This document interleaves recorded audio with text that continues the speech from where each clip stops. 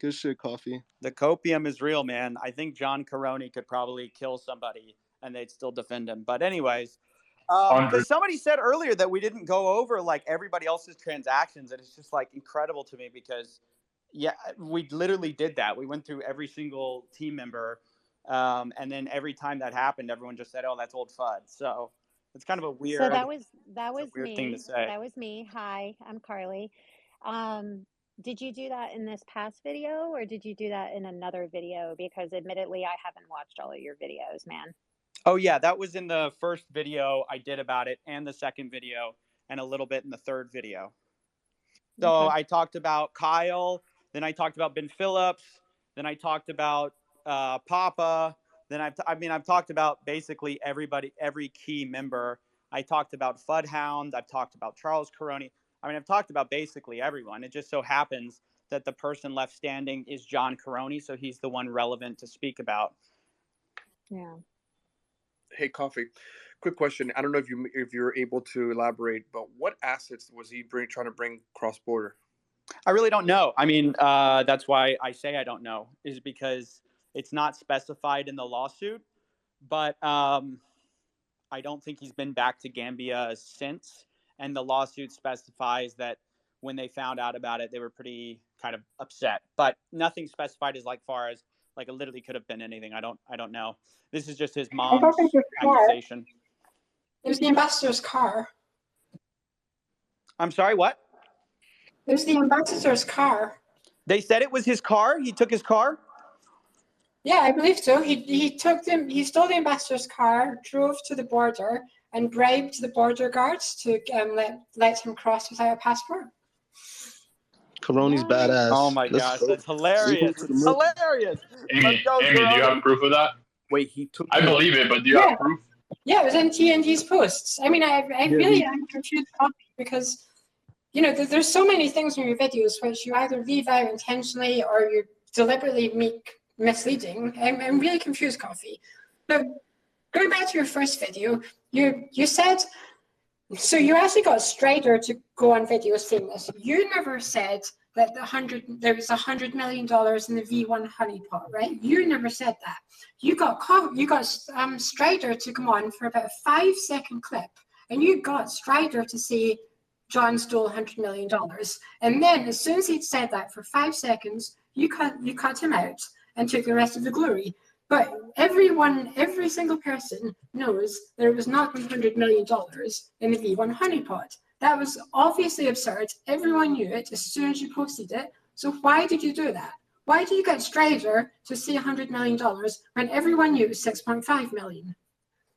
Sure. I think you're attributing a lot of malice for what was a simple mistake. I mean, I think from the way you're talking, hold on, let me finish. You just talked, so let me actually answer. It seems from your tone that you think I'm like this like cartoonish villain with like, this master plan here.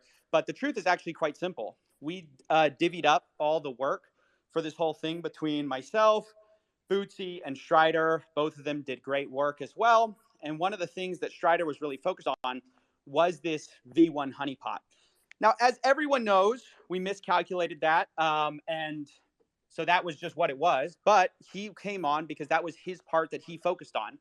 And it turned out that he was wrong. It was only 6.3 million, which I know everyone thinks that's like, it's funny to me that that's like the big like, ooh, COFFEEZILLA got something wrong. They only stole $6.3 million from us. Like it's a win. It's just such a funny like own because it's implicit in the realization is that money was stolen from you guys and you don't care. You don't care that it hasn't been returned to you. So yes, we made a mistake. I'm very public about the fact that we made a mistake. I'm very open with admitting it. Ultimately, as the creator of the video, it's on me as well to make sure I do my best to make sure these things are accurate. As you probably, even if you think I'm some cartoonish villain, you can probably understand that with the complexity of this story, there's just a lot going on. So to me, if the one thing we got wrong was that we said it was X number of dollars, but still millions were stolen, I don't see that as that big of a deal. And the reason that, Strider talked about it instead of me was simply because that was his focus on the project. So does that kind of answer your question? Well, it's an answer. But the thing is, well, it's the answer. So I don't know what you mean. But the thing is, you use a lot of research from other people, including myself. Okay, COFFEEZILLA, I have a question for you once you finish with the robot, okay?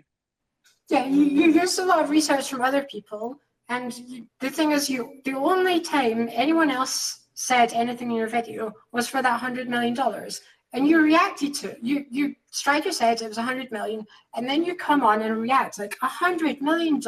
Wow! I mean, it was so obviously a setup to make Strider valuable for saying that. Amy, he said they made a mistake, and he corrected it earlier.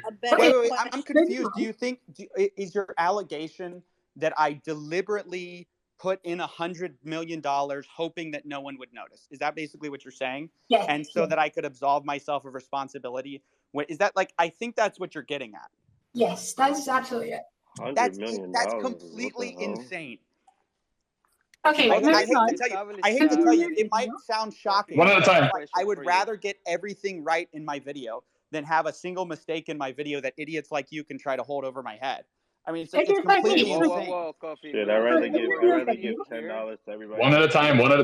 Let's keep it. It's a good conversation. So I have a question, COFFEEZILLA. Sure. So earlier, you were afraid of exposing John Caroni's address. Are you aware that we already know all the addresses? Will you be able to disclose now the addresses of his houses? No, Bro, I don't feel comfortable No. doing that. That's definitely not something I want to do. I've noticed other people have posted his address publicly. I think that's very bad practice. I think that doxing is never okay, which is why I think it's so silly that John Caroni himself, put his own mother's address in the thing. By the way, I just want to make a quick. I didn't mean to call. I guess $1. Whoever the last person I was talking to, I apologize for calling you. Amy the robot. You're not an idiot. Yeah, she's not an but idiot. it's just a little frustrating to hear people kind of assume really the worst of me. She's a genius. But I don't want to say I try not to call names or anything like that. I just I take my work very seriously, as I think you probably guys can understand. And so it's kind of weird when people assume I'd purposely get something wrong, but it's not my intention to kind of get heated here. So I wanted to say that real quick. Does anybody else have any questions? Yeah, I'd like to ask him a question. And I would like to point out that I do think Amy is probably very smart as well, but to think that Coffee's willing to ruin the claim of the entire video in order to make one guy look bad is extremely illogical, rather than just get the information right. Like, oh, we have this information wrong, I'm gonna make this guy look super bad. But my question, Coffee, is regarding the fact that John put the address of his parents in his lawsuit, which is basically doxing them. Do you know if he had to do that? No, I don't know. I mean, I think it's very strange. I think he could have easily said, because he doesn't actually specify the number. He only specifies the street name. So clearly there was some tiny amount of redacting done.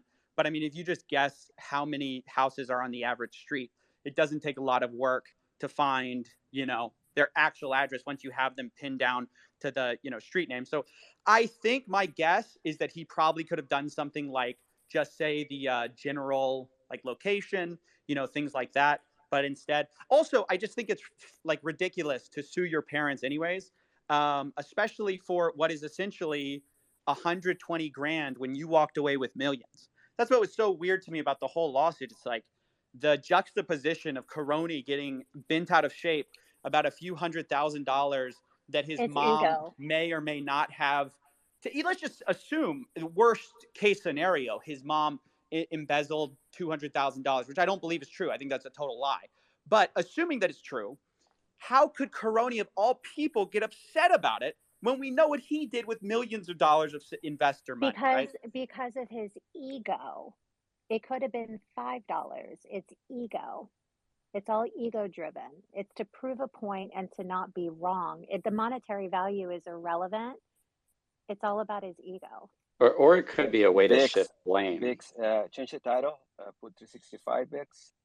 Actually, I'm going to, and I love you all that are up here. No, I'm going to put. No, you're not. I'm going to change the title and put. was I gonna put? White I've got privilege. Vic, you're lagging. Nobody knows what either of you are saying. I Stop know. talking over each Okay, now everybody's muted. There is like 4 or 5 people trying to get up though, so if anyone I love you all. doesn't have a question, a couple of you just to make sure that everyone gets the ability of asking questions. I'll step down. I'll go down to listener. Does anybody else have any questions? If I could say this really quick, Coffee, because one thing that was kind of funny in the video was you're saying that John is being, accused of embezzlement, so he like shifts the blame to his mom. Do you think that maybe part of this was to try to say that, oh, he had Operation Phoenix and he had all these great projects, but really it was his mom's fault for, whatever? Do you think that it's maybe an attempt to shift the blame? Maybe.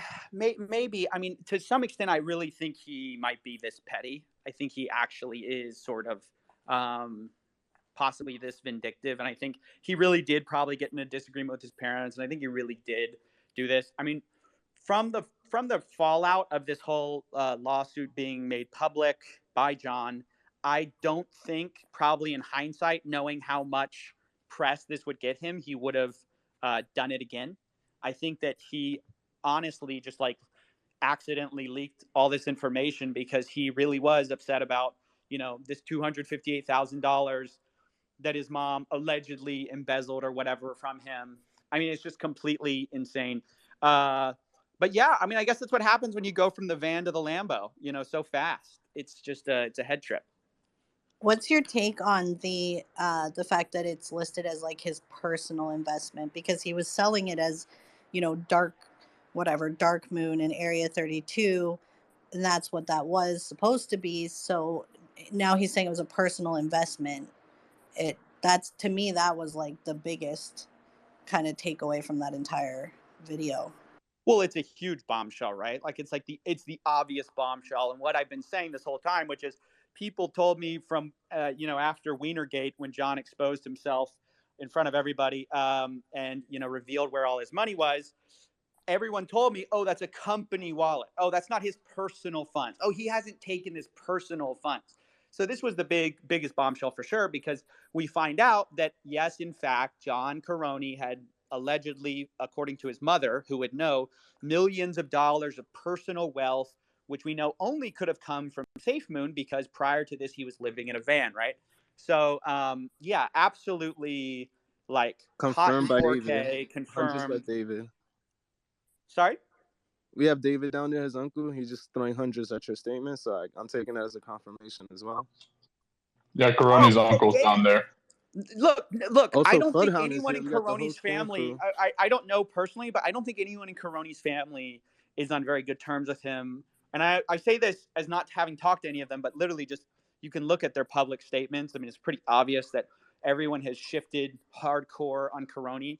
And this is just a pattern of behavior with him. I mean, all his colleagues have come to me. Well, most of his colleagues have come to me and said, hey, John Caroni's horrible to work with. He's like a monster. That was one of the quotes. He's a monster. I only like John when he's depressed. I mean, when all your colleagues are doing this, when your family turns their back on you, it's pretty obvious that like there's something else going on. It can't just be everyone else's fault. Go ahead, Mickey. And can anyone else who wants to talk just raise their hands? If we don't, we'll just cycle more people in. We got Mickey, and then what is the Vaquero? What up, COFFEEZILLA? I have a question, my man. Are you looking to drop a Grove token video anytime soon? I don't know if it's anytime soon per se. I do think there's a lot of shady things that have happened there, but to me, it's like a huge repeat of SafeMoon. It's not. I don't know. It's kind of hard. Like, how many times do you cover the exact same token or a very similar token and reveal it to be a scam? It's just. But they got a like, chic though, my man. They got a chic. All right, that's unique. I have heard that. I would love it if the Fudhound came up, or Papa, or David, or I don't know. Can we get one of them to come up? I think that would make this space really fire. We roast them so much that they're afraid to come up again. Wait, is the Floodhound here? The Floodhound here. Yeah, we got the whole crew here. I want him to. I know he's he says himself he's Mr. Ethics. I feel like that's fair. So I think the ethical thing to do at this point is come forward and actually talk about the truth about John Caroni. Yeah, the case is closed. Father, come up. Facts. You're not in danger no more, my man. Come on. I mean, he's the one who he put his reputation on the fact that people were going to get refunded for the V1 to V2 migration, right? That was his whole thing. Is everyone Didn't he get fired for that? Yeah. Well, we don't know to because load he hasn't ever spoken publicly on it. And I just feel like, again, if you want to be a man of ethics, you can't just support things when things are going great. You have to also stand up for what's right when things are going bad. And I think he owes it to the people. Yes. Right. Oh, it was. Foothound lied about being able to fix the V1 honeypot. He lied about people being repaid. He lied about quitting. Even about a month ago on a space, he still said that he quit when he posted on Twitter some bullshit on Twitter. But we all know he was fired by letter, which we've all seen. So why would anyone even want to listen to Foothound? He just lies. I think it's relevant. I think it'd be very relevant if he's now unattached to SafeMoon. He'd have no reason. Why would he lie? Because he still lied. About a month ago, he was lying. A month ago, when he got fired from Reflex, he was still on a Twitter space saying, "Oh, I taught the CEO everything I know." And well, I taught the president of the company everything I know. So now he's good enough to be the CEO. Like that's what he was saying a month ago. He's coming up. He's lying. He's lying because he's still starting shitcoin scams. Yeah, and because he's broke, because he lost all his money. Facts. What a bunch of scammers. While he's connecting, While he's connecting, can we let Vaquero ask his question? Yeah, Vaquero, go ahead. Vaquero. Hey guys, thanks a lot. Coffee, man, you're a legend, man. You're one of my favorites. You and Zach XBT. I just want to ask, what blockchain analytics tools do you use? I really like BigQuery, Dune. There's a lot. I mean, there's a lot of great ones. Honestly, it's really like the right tool for the right job, right? DBank, 8board. There's a million. Etherscan, BSC Scanner, obviously great tools. You just kind of have to. It just depends what you're looking for. And some are easier than others. Crystal blockchain, I like. I just got a beta access to Arkham Intelligence. There's a lot of really cool ones, obviously. I don't want to bore everyone here, but yeah, this is some quick stuff. Oh, and breadcrumbs also, obviously. All right, what else do we have? We've got the Fudhound. I thought the Fudhound was connected. Yeah, he's up. Yeah. He's here. Perfect. He's here. Okay, Fudhound, you're here.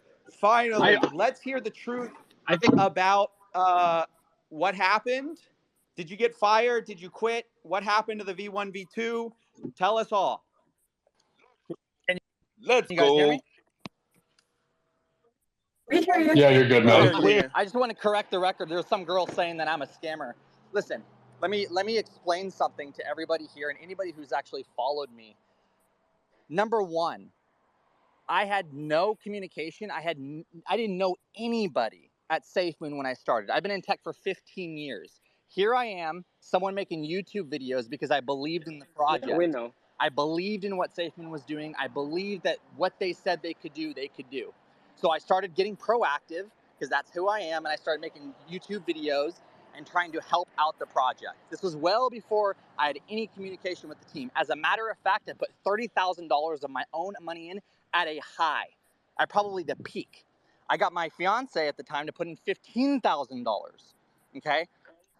Can you so, skip no, to the hold on. juicy I'm not part? done. I want to make sure. Hey, Maroni, shut up. Let him talk. Wait, she's still your fiance? Yeah, shut up. Let him talk. I want to make sure I set this foundation first so that everybody understands the entire story. Okay. Okay. Well, if you're starting from foundations, Hey, first, can we mute her, please? She keeps interrupting. First, if you said you want to start from foundations, so let's get one thing straight. I didn't call you a scammer. You came up here and said that I called you a scammer. I didn't call you a scammer. I called you a liar. A liar is different from a scammer. So that's the foundations. Unmuted.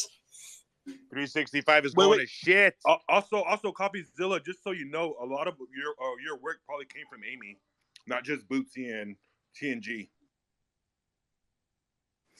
I'm very well aware of who Amy is. Yeah. Yeah, be nice to Amy. So that's who Dollar is. Okay, can we let the Fudhound finish? We brought him up here to hear his story. Can we let him finish, please?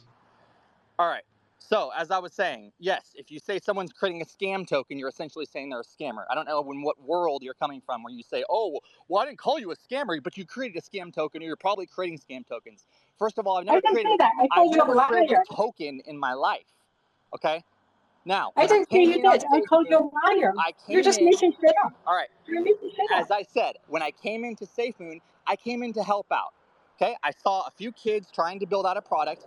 I've shipped and built many technology products, 2 of which were acquired. Okay? So I think I know what I'm doing when it comes to tech. So I came in, thought I could lend a helping hand, put in $30,000 of my own money, had my fiance put in $15,000 at a high, only to watch that money dwindle down to almost nothing. Okay? But what do? Do I sit on the sidelines and say, hey, you know what? Let me just watch my money fall and plummet and crash down to the ground? Or do I get proactive and start trying to help out? That's when I reached out to the team. That's when I started building tech on my own and said, hey, I think I could have I think I have something that could help you guys, be legitimate, like really help out your company. Showed that to the team. They loved it. They were like, wow, we can't believe how much you got done. We would love to have you on board. Yes, please help us out. That was when SafeMoon brought me in as global head of products. I got brought in to do a job, and that's like all I did is do a job. Me personally, I can't speak to all the things that are happening with private keys, what are happening behind the scenes. I don't know what was happening. I didn't have access to any of that information. I wasn't privy to any backdoor conversations. I wasn't privy to, private key housing and how money with Bitmart. No, I don't know any of that. As a matter of fact, when I came in as global head of products, one of my jobs was try to find out where all the revenue streams are coming from. So when I came in, I'm trying to figure out where all the revenue streams are coming from. Hey, I'm asking other team members, hey, how are we paying for this? How are we paying for that? As I'm trying to build out a revenue model, I can't because, all the pieces aren't there. So I can't really help anyways. So there's nothing much I can do. So I'm kind of blocked on that. I'm like, well, as long as my dev team gets fed and as long as we can keep pushing products like the app, like, all the other products that we've, the swap and all the other products we've created, we're good to go. And I will bring my experience to the table and I will push the best damn app you guys ever had. And in that time, that's what we did. So That's not the best damn app we've ever had. Well, you know what? It was something from nothing. And we did that in a few Well, months. I just wanted to be clear. There's a lot of other things that were built better with a lot less money. And I'm not saying that you stole the money or whatever. So that wasn't. And I'll tell you this, I was hired as an employee. I was paid as an employee. I was paid a salary every month. And that's what I did. And I came in and I did a job. That was it. So if there's So what happened to the B1 honeypot? What was that? What happened to the B1 honeypot when you said that it was going to be repaid back? So I wanted everything to be paid back to everybody. That was something I came to the team. I said, we need to have a plan. Even though there was, things that happened during the migration that forced the contract to be closed so that more hackers couldn't take advantage of the pot. It was, well, we need to now do something so that we can figure out, hey, what's wrong with the pot? Hey, we need to figure this out and make it right for the community. So clearly you were met with resistance. Can you say how far up the chain the resistance came? That's the day that I got emotional. I was, and you know what? If I speak to what happened internally, I could be really walking on eggshells, guys, with my NDAs. You think I want to?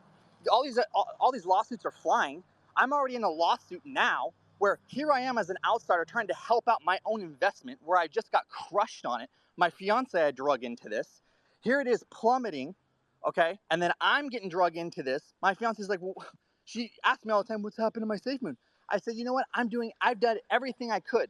And now I'm being named on a lawsuit where it's like 50 to 100,000. Oh, you were paid to promote it. I didn't even know the team.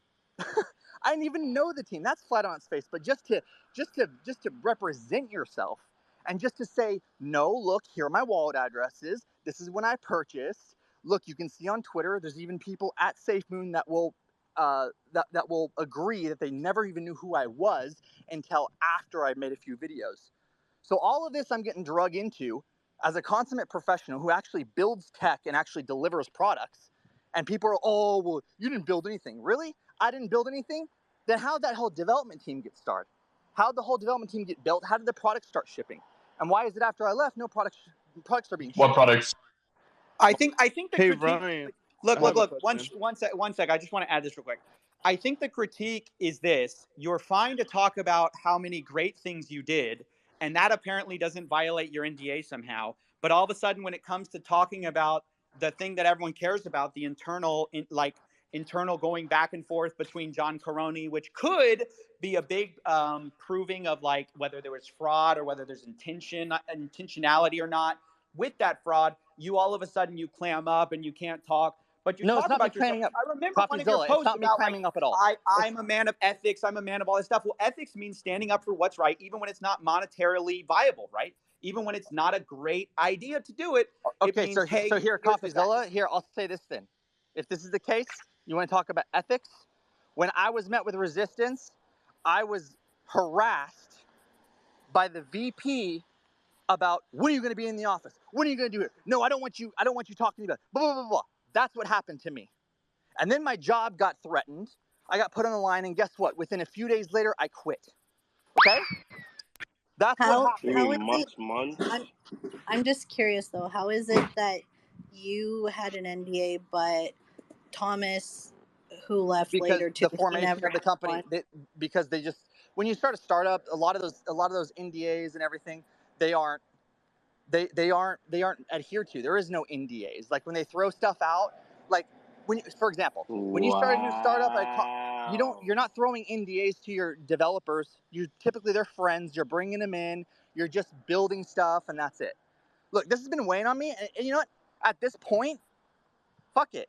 Like I'm really sick of this shit because I got brought Fuck it. into Let it out. something Yeah, Get all that that I fuck juice it, should out. man. that I That's the shouldn't attitude even Let be it you brought out. need. Fuck into. it. Let it out. And you know what? Let The it other thing, out, bro. I asked for legal representation, and John told me to kick rocks. Let I it said, out, baby. Wow, Whoa, that's wait, he didn't fund crazy. you? He didn't fund you? Wow. no, why Wow. am I being pulled Wow. into this? Why am I being pulled into this? This is not my fight. I have never had private I don't know what you're doing with private keys. I don't know what you're doing. I came in, I'm delivering products for you. But And they you're said, a good, developer. Brian, good boy. You You keep know. delivering Well, products he's not a later. developer. And then guess what? I deliver products, they disappear. I deliver products, they disappear.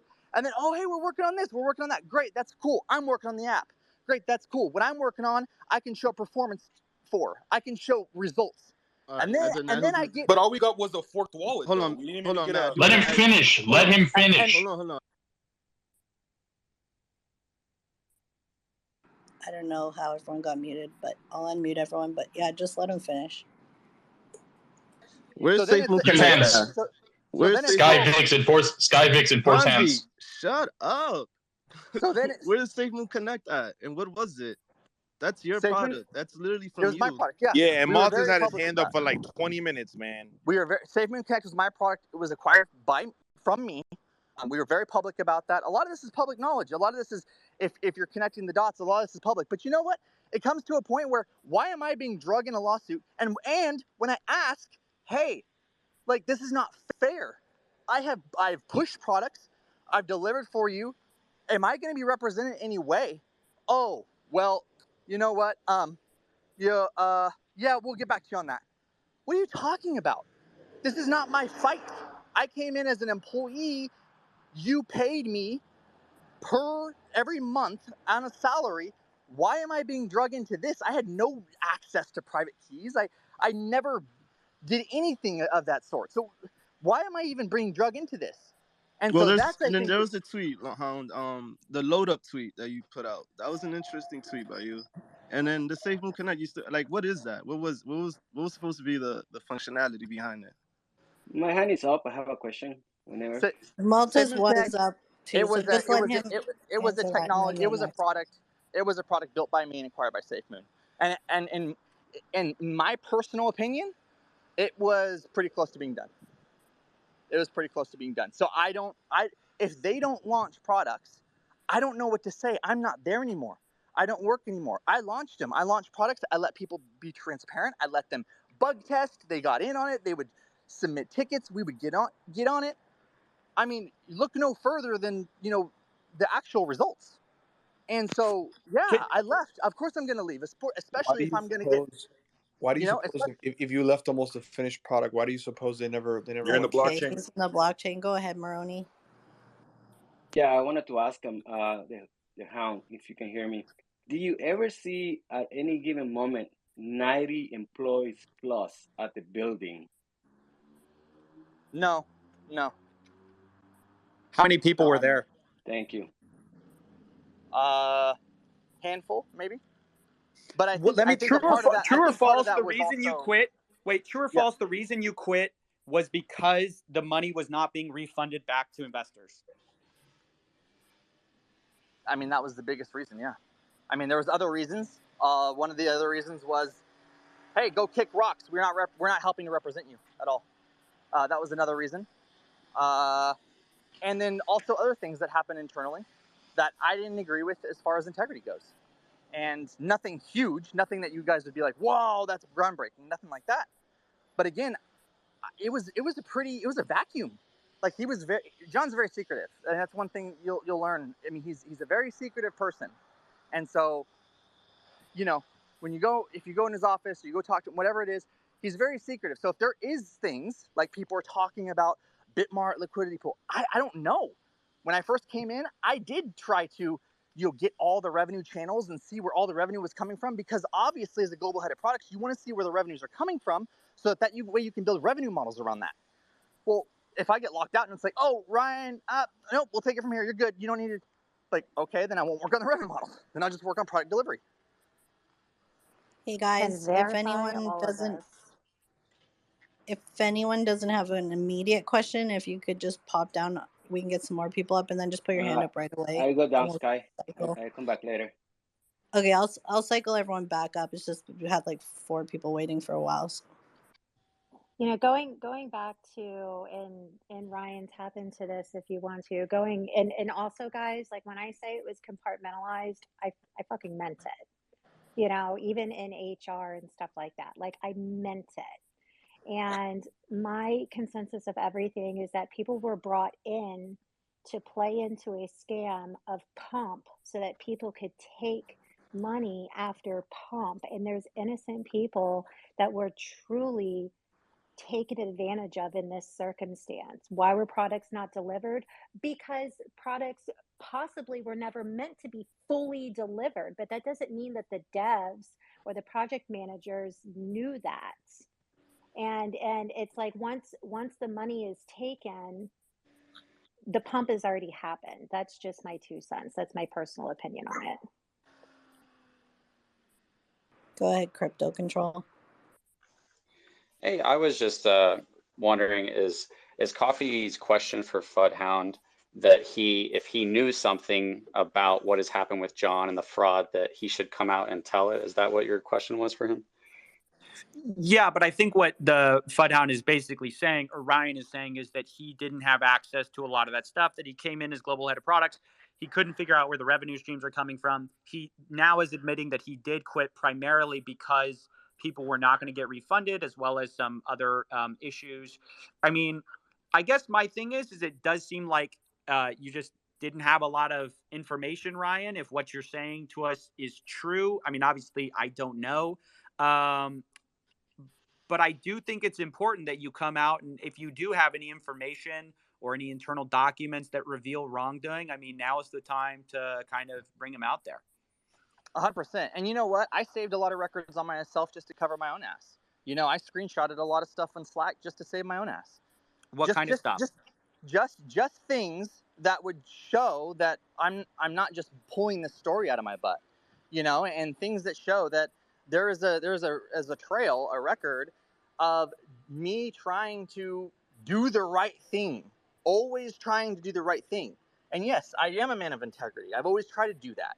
I've always tried to do the right thing. And obviously, if I'm going to push out a product and I say, hey, here's the deadline here, we're going to try to push this out, we're going to go after it, I'm going to work my tail off to get that mission done. And if someone else is saying, you know, on the back end or leadership or whatever, saying, you know, trying to get my way or do things like that, then what happens to the influence I have on the company? I have no influence. And at that point, towards the end of my time there, I had no influence. I was trying to do things by the book. Hey, this is how we need to track this. This is what we should do. This is how we need to get developers in. You know, I came in to do a job as a professional, and I would hope that people would see, at least from the results that I produced from the small time that I was there, that I did my job. But at the end of the day, when it comes to coffee, when it comes to, you know, integrity and that kind of thing, it's like, yeah, there's also a fine line of, you know, you just even mentioned it earlier, John's, you know, now suing his mom, you know? So that's like a whole nother thing that, okay, well, we're gonna, you know, I don't like what Ryan said, and, you know, we'll go ahead. Now, if that were to happen, I'll tell you this, I have a lot of records I can come out with internally that I've saved and covered my butt, and I've always done things by the book and always did things right. And, you know, I think my frustration about this whole thing is that, A, getting attacked by these people that follow SafeMoon, when it's like, why are you attacking me? The product you're using right now was built because of me and my team. Why are you attacking me when I was out here always trying to look for the betterment of the you know, of the community? Why are you attacking me when I essentially brought up in a community, you know, pod or a space, saying that I had every intention to make sure that everybody gets paid back on that V1, and then I get reprimanded the next day? Like, how are these people getting mad at me for trying to look after them? Well, yeah, That's it's that's insane. part of But my question. did you get So reprimanded by Joshua you Chilcutt? said you said towards the end Venom of had your his hand time. up. Towards the end of your time at SafeMoon, you had literally no influence. Yeah, you said that yourself. So why Virtually would you when? then? Wait, when? No. Towards the end, yes. Towards Yeah, the towards the end. end, my influence in. So towards the end, you had no influence. Yet you went on a space and you guaranteed holders from the V1 honeypot were going to get their money back. Why do you think people will not be pissed at you for that? I think people would be pissed at me for that because they don't know the whole story. I can't just say, look, I'm global head of products. Sure, I have a lot of decision-making power, but if someone above me says, no, we're not doing that, there's nothing else they can do. But if you had no influence, why would you say that? Because that was the internal conversation. That was the whole point. We were trying to work for that. We were trying to work towards that. But can you understand why people would be pissed if they thought they were getting their money back from the honeypot and they're still waiting? Yeah, of course they would be mad. But yeah, but obviously I'm going on record trying to say that I'm trying to help people. I'm trying to do the right thing. I'm trying to. So it's misdirected is what I'm trying to say. And that's the problem here, is that people aren't really, they're just kind of going, but it's Twitter. I get it. It's Twitter. Okay, well, this, you said that and this. It's at the end of the day, my frustration is I'm drug into this. I have been very clear about me not really knowing, and I'm sure Carly can attest to this, things are very compartmentalized. So if there are claims about like what COFFEEZILLA has uncovered and what other people have uncovered, if there are claims about this, well, it's possible. I mean, I'm not going to say anything about it if I don't have all the information. All I can do is speak on behalf of myself. Well, can you speak in behalf of like the weight of the evidence, right? Like, obviously, okay, you might not be 100% sure, but if you could kind of weigh it all out in your mind real quick and tell us, knowing what you know now, given your experience with the company, knowing what you know of John, do you think SafeMoon defrauded investors, yes or no? I don't know, but I think it's concerning. I think what you have uncovered is concerning, and I've looked at it and I've talked to several people, and I've talked to several people in confidence, and I said, I'm not going to say anything because I don't know what's going on. I don't have the facts. This is a constant suit that's going through. But if this is true, I'm very concerned. And I want to distance myself very far from that because that is not who I am as a professional. And COFFEEZILLA, I'm sorry, I'm going to chime in here really quick. COFFEEZILLA also, I think that it's very important for everybody that's in this space. While you guys are asking questions, you also have to consider that not everybody has the freedom to just answer questions. Personal security is really important. And the crypto space is dark and fucking wild. And so you have to be careful about what you say.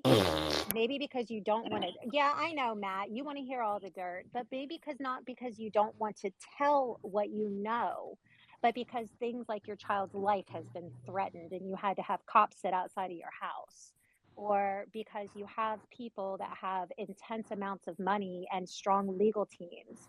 And so it's a very hard position to want to be integral, but also want to survive a really fucking dark space. Not everybody is as ballsy as you, COFFEEZILLA. They're really not. I'm And sure that that has to be he, considered. but I'm sure that he understands. I mean, I don't want to speak for him, but like just us, and I don't have a following like he does, but I've had threats, so I can understand. I mean, Like, I I have think people sending me thumbs down emojis right now, and that's really great that you're not sitting in the position that people like Ryan and myself, and even COFFEEZILLA and Sky and Vix and all, you know, and Amy and stuff like that. Like, it's a real fucking concern, is personal safety, and so that You're has to absolutely be right. considered. You're absolutely right. And I mean, all I can do is ask the question because I don't know everyone's personal, you know, Right. circumstance, right? So I just And I ask the respect question, that. and you can answer or not. The thing is, I will tell you, my experience is these people hide behind enough people ducking their head, right? That's how they get away with this stuff. I've seen it time and time again. And this isn't to kind of put the fire under anyone who you know, is worried about something, because obviously there are real concerns out there. But at the same time, the threat of lawsuits, the threat of everything imaginable is how scam artists get away with what they do, because Okay, but people it's are not just afraid of people threats, bullying them. COFFEEZILLA. It's not just threats. I'm Okay, very aware. it's not just I threats. cannot tell you how much I'm aware, but Yes. I'm just telling you that what this is, the more people stand up, actually, the safer it is within a herd, right? And So if like I one person understand that. stands up, it's easy to silence them. If 1,000 people stand up, you can't silence them. And I absolutely agree with you, but there's also ways to go about doing what you do, not on a public platform for people's entertainment. Yeah, sure. Oh, this is And not so, just entertainment. This is very important. This is well, this is investment a money. really, This is It's affecting not like entertainment. He's spreading information. I don't this is see a how it's very yeah. This important is not entertainment. Yo, conversation, Sky, but there bring is up a Mickey. but Mickey's there trying to is a come up. line that is drawn. You know what I mean? There's a line that is drawn, and it's unfortunate because it's very unfortunate, and it's hard not to cross that line. But it's So are you there, unhappy and it that he made has his to be videos, there for Carly? personal security. No, I understand her point. Her point makes sense. I get it. I have a opinion as well about it, but I think it's best we move on because I understand what she's saying. It's fair enough. okay, let's Well, we get have to hands. some of these hands so I can cycle some more people on Yeah, stage. Mickey's trying to come up, Sky. I think that I get it, but there's unless someone wants to jump down, I gotta get to these hands and then I can get them up here. Does Thomas want to come up as well? Does Papa want to come up? He hasn't requested. So I think All right, guys. DeFi. Well, I'm gonna drop off. Hey, COFFEEZILLA, I've seen your videos. I respect your work. Right. You know, and I respect that everybody's trying to Ryan, do please. the right thing and try to get to the bottom of you know, if something, you know, is going on that's mischievous or, you know, off the rails. I agree with that. And, you know, like Carly said, you know, there's certain things like for a long time you have to realize. I don't know if you guys have ever seen the documentary. It was about Theranos, like the CEO, and she had like an employee with her that was like basically the lead of the entire development, and you know, and how they use, you know, NDAs and contracts and that kind of thing to kind of, you know, silence them, and there was a lot of things that on one end, cool, you could do the right thing and stand up, and then on the other end, you have this legal body, you know, bounding you from, you know, saying things and, you know, and from coming out with anything. So, and then you get the full weight of the legal system, or you get the full weight of the firepower. So obviously there's a balance, you know, and for me, for anything I said today, a lot of it's public. I'm not bound by anything. And like I said, I've kept records. So, you know, at this point, I'm just really getting sick of the ongoing, like, oh, what was your part in this? And oh, you created scam. It's like, no, I came in as a legitimate professional that have been in the industry for 15 plus years, and I tried to build something great because I believed in the you thought you were leaving. Just go. And that's it. And that's all I can say. And I, you know, like I said, I hope whatever matures from this or whatever, results from this, I hope that it's all positive, and I hope that, it gets down to the truth. And that's the best I can say about all this. Ryan, before you go, I just have this to say, like, you're like, in terms of like figureheads and shit within our community and stuff, like, we have a lot of people who want something that's like decentralized and that's legit. Like, I don't see, why don't you use your experience and your skills to like benefit that? Like, you have a community right here. I You're think one that of the good, why not? I think honestly the biggest thing is that what we have right now in DeFi is not even DeFi. I mean, we'd have to take a steamroller and completely destroy everything and start over. I mean, we say we're DeFi, but yet we have centralized smart contracts that on a whim, any owner can say, oh, we're going to blacklist this wallet address, or, this whales, we're going to hold this, or we're going to do that. It's like, I feel like if there is any project that I was a part of, number one, and I've learned this the hard way, and I'll tell you this, guys, I've learned this the hard way. And CoffeeZilla, this is something too, I think maybe, I don't know if you've ever dealt with, but when you become a figurehead for, say, a company, and you're the driver, what I mean, like, you're the one who's getting shit done, you're the one, building products, delivering products, whatever it might be. If you're out there and you're in the public face, you're the public face of the company, what will happen is if something's wrong with the product, they're going to go after you. They don't really care about the CEO anymore. They don't care about even the company's Twitter anymore. They go after you, and you get blamed for everything. So when I say this, I mean, if I'm ever going to do a project, I'll do it, and I'll have 100% control over it, where I have the final say. Where instances where, hey, we need to make that right. No, I have final say. It gets done. Nobody else tells me what to do. Nobody else So you're launching a project? Yes. No, This is decentralized, right? No, I'm not launching any project anytime soon, guys. I don't know. Cool. Let's get to DeFiable. Oh no, I just wanted to ask Coffee if he could check his DMs whenever he gets a chance. What the fuck? Okay. If that's all you got, there's a bunch of people who want to come up. Yeah, can we get someone else up here? Okay, Cold Deep is next. Thank you so much. Before the Hound leaves the room, good evening, everyone. First of all, Hound, see, it's nice that you were asked so many questions by so many people over here. Interesting people, I know. See, you were concerned about the things, the questions which are unanswered and which you are confused about. Absolutely, and you have done a marvelous job in uniting the SafeMoon community at that particular moment. A year back. So hats off to you for that matter. But right now, I would like to add some points from my own. I've been watching the blockchain very carefully, and when we used to purchase, we used to throw in 32 BNBs at the same time.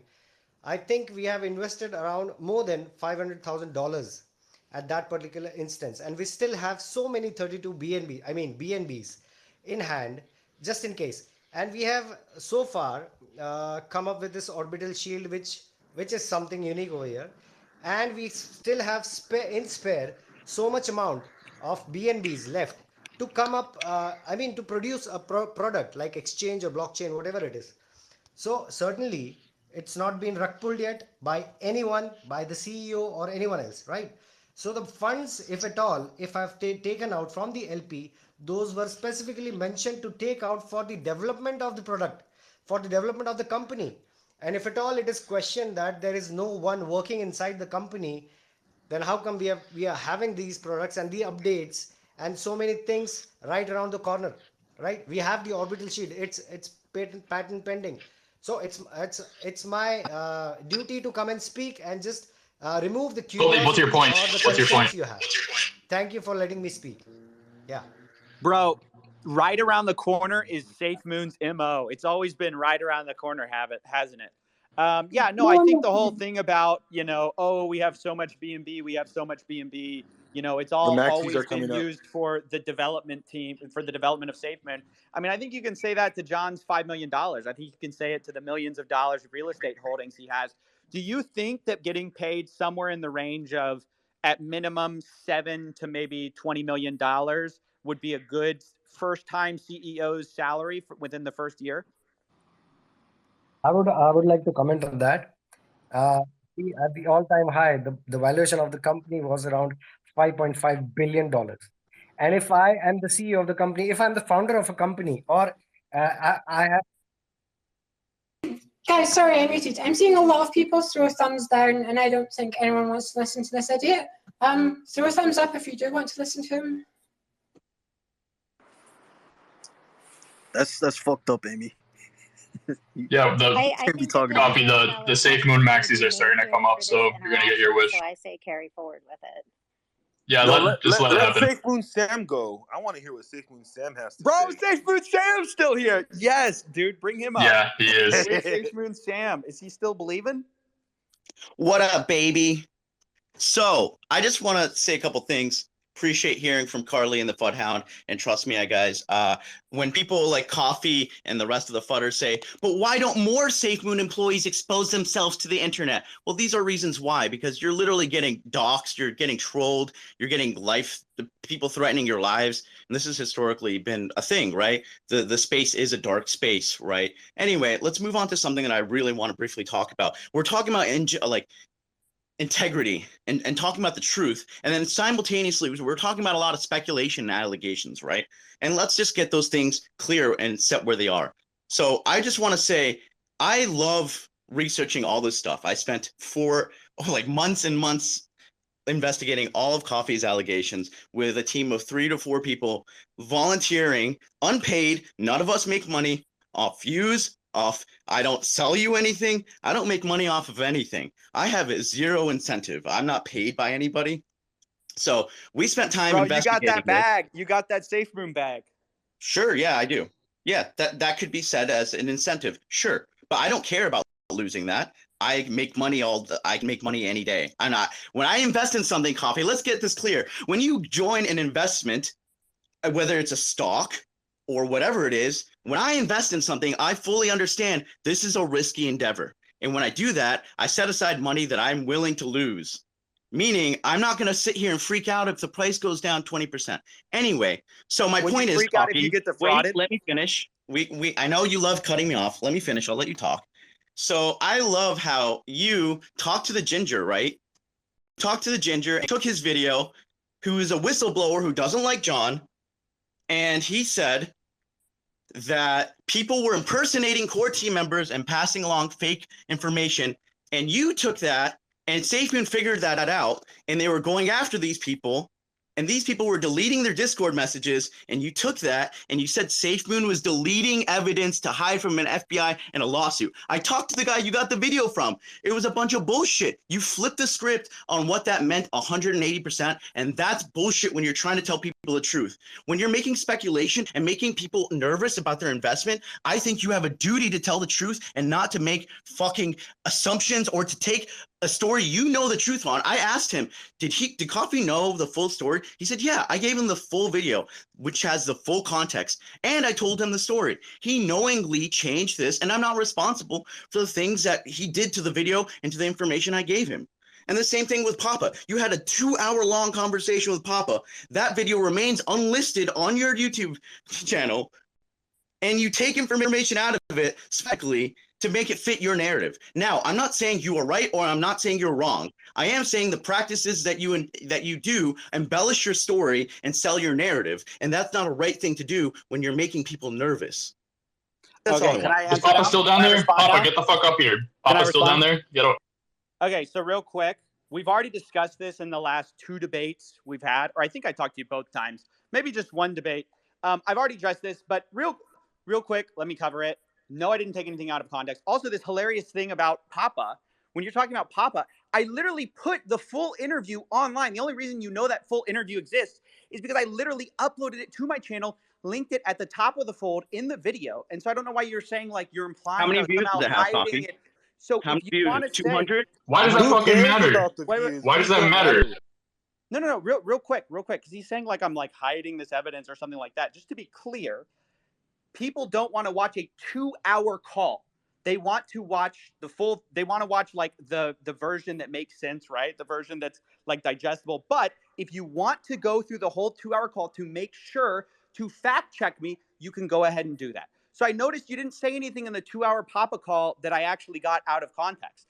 And I also noticed you don't seem to be taking issue with the evidence that I'm talking about, right? Of John Caroni, how he got these $5 million, these $2.5 million houses, these other $1 million houses, right? Where is your outrage about that? I don't understand. You're outraged that I put an unlisted video on my channel voluntarily and linked to it in the top of the fold so that everyone could go to it and fact check it. But you're not mad when John Caroni doesn't respond every single time his project is accused of these horrible things, right? He's had every single opportunity to respond and debunk all these accusations, and yet he's nowhere to be found. His family doesn't even like him. He's suing his own family, and yet you like him more than his own mother does. I'm just confused where this love, since you're so unbiased, you have no incentive except for all the SafeMoon you hold, where your outrage is. Yeah, sure. I'll say that I'm a reasonable, logical person, and what you have is evidence of. Can I finish? Are you going to interrupt me? I let you talk. Give a thumbs up. Give a thumbs up if you think. Give a thumbs. Hold up, okay? Okay, SafeMoon Sam, you speak very rudely to people, so that's not going to get you very far. I want to let you to continue to talk, even though the last time you talked to COFFEEZILLA, it was like 4 hours of nothing. But we'll let you get to the bottom of your point here, and then there's hands up. So carry on. Sure, I'd love to. And I'll start by saying this. 365, last time I had a coffee debate, and coffee for the record, I only debated you once because I'm a busy person. I'm sure you are too. But for the record, we only debated once. We didn't talk about that. And 365, the people who love to fudge. Calm down. This is my tone of voice. I'm Arab. We are very passionate people. Let me just talk. God damn. So passionate and logical. There was a poll from 365. Sorry, guys. I was in a meeting. I hope Oh, everything. yeah, that must have been an accident. No, that was. Just let him finish. Let's hear this. No, that was me. I don't know who's doing it. Me, I'm doing it. Stop with the Amy? fucking sound. It's probably Guys, glitched. Vex, I don't think Sky Can you can tell hear Brain you. to shut the fuck up? Everyone, Just let him finish, bro. I don't think Vex and Sky can hear each other. Sky, can you hear Vix? No, I can't hear Vix at all. Worst 365 I've ever been in. Okay, Vix, shut up, Mickey. Vix, I'll be like right back. I'll just close it and open it again. I think Vince just needs to close the hands, space and open his app again. Yo, Sam, you also gotta realize Coffee's an entertainer. Like, he's Nah, there's a difference between making entertainment and making speculation and making people sell at the bottom of the market based on that speculation, and then using that my guy to strong arm people with facts that you twist. YouTube, that's not entertainment. People with facts. Sam, the evidence, bro. So Sam. So evidence, or like how you feel about his videos and the tone that he delivered it in aside, he has presented factual information about where money has gone and where money has moved to. How do you refute that without the emotion, without the, oh, he said it in a certain way and he talked to the wrong person? He's literally said that in 3 months, John Caroni has made $5 million. He was fucking living in a trailer park before. He admits it. He literally posted it on Instagram. He was living in a trailer or whatever. And suddenly he has $5 million to throw. Where did the money come from? Was he getting paid $1 million a month? Where did it come from? Yeah, I'd love to answer that. And for information, guys, I don't get emotional, right? I'm literally just, I'm choosing to do this because there's a lot of people talking. Bro, just answer the question. Yeah, I would answer the question.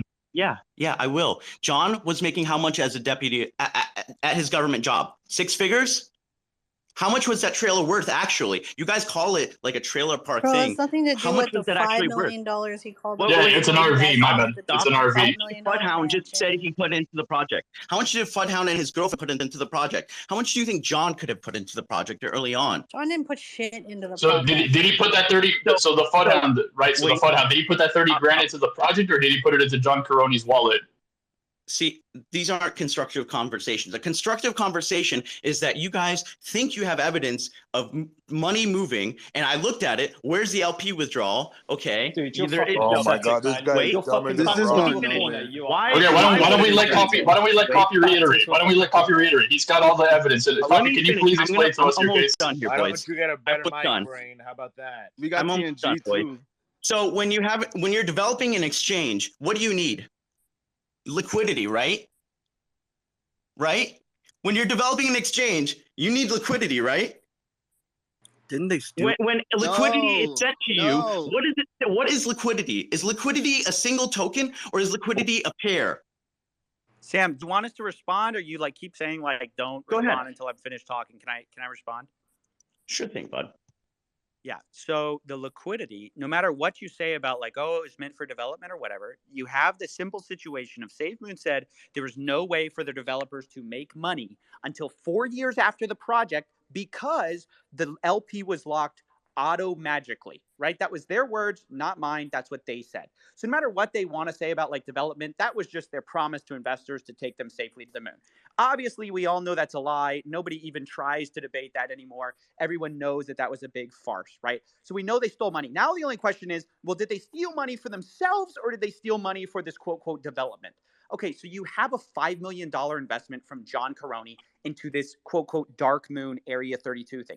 We now know from John Caroni's mother, who I don't think she would have any reason to lie, said that John Caroni put his own personal wealth into that. So when you say, oh, they're spending millions of dollars to invest, you mean John Caroni is spending $5 million that he took from SafeMoon to put it into his own name, which the SafeMoon army would have no claim to. That's what you actually mean, whether you realize it or not. So where did that money come from, if not the LP, when we all agree and know that they had no other way to make money? That's wrong. Again, remember your 2-hour-long video with Papa? What is an AMA? Please tell me, because in your So 2-hour-long video, you said 100 times that you don't understand. If you actually take the time to Google it, you can see. Answer the And by the way, crypto All right, control I'm that out explained because it I for can't like even get an my hour. message. Everyone, 5 people can jump on me, but Sam I can't is very even logical. talk. It's cool. Yeah. We don't want to talk Oh, about how an oh, exchange needs liquidity. I get it. I get it. We don't want to Sam, talk about how. Sam, you can't just come into a space and shout at people and expect to not answer their questions when they put something back at you. You've asked Coffee a question, Coffee's answered, now Coffee's asking you a question. Where did John get the money? Answer Coffee's question or get the fuck out. Yeah, can you actually refer to my prior statement of how much money was he earning as a government employee? Did he invest into the own thing that he was working on potentially? Why are these not? I'm sorry. I launched him. Crypto Control has a question. Go ahead, Crypto Control. He can come Now back we're up, but he launching needs to people. settle down. Wow. Well, he Nah, that's not cool, Sky. no, he can come back up, but he needs to settle down because he's not even answering anything and he's deflecting everything. Worst 365 ever. Nikki, I'm gonna launch your ass too if you don't stop. It's not 365. No, but according to him, everybody else is wrong. According to him, everybody else is Whatever wrong. happened to that He's 365 being asked guy? a simple question. Did 365? What happened? Okay. Whatever happened to the 365 guy? Did he leave like all the other SafeMoon influencers? What 365 guy? 365 guy. Oh, the guy Dark Moon. What? No, or like the SafeMoon After Dark? Chris Harris. Oh, He's still around. 365. He's a whole other animal. Yeah, Coffee, quick rundown. 365 is the quote-unquote fodder space. This is where everybody who doesn't like SafeMoon comes to talk about it. Oh, sorry. Yeah, I meant the Chris Harris guy. But according to to Dark Sky, Joe is now 365, Squid I Grow apologize. Joe, which I think is funny. He's still around. He's just launching a shitcoin, so he's been really like nice lately. He's your next No, Chris Harris launching a shitcoin? No way. Yeah.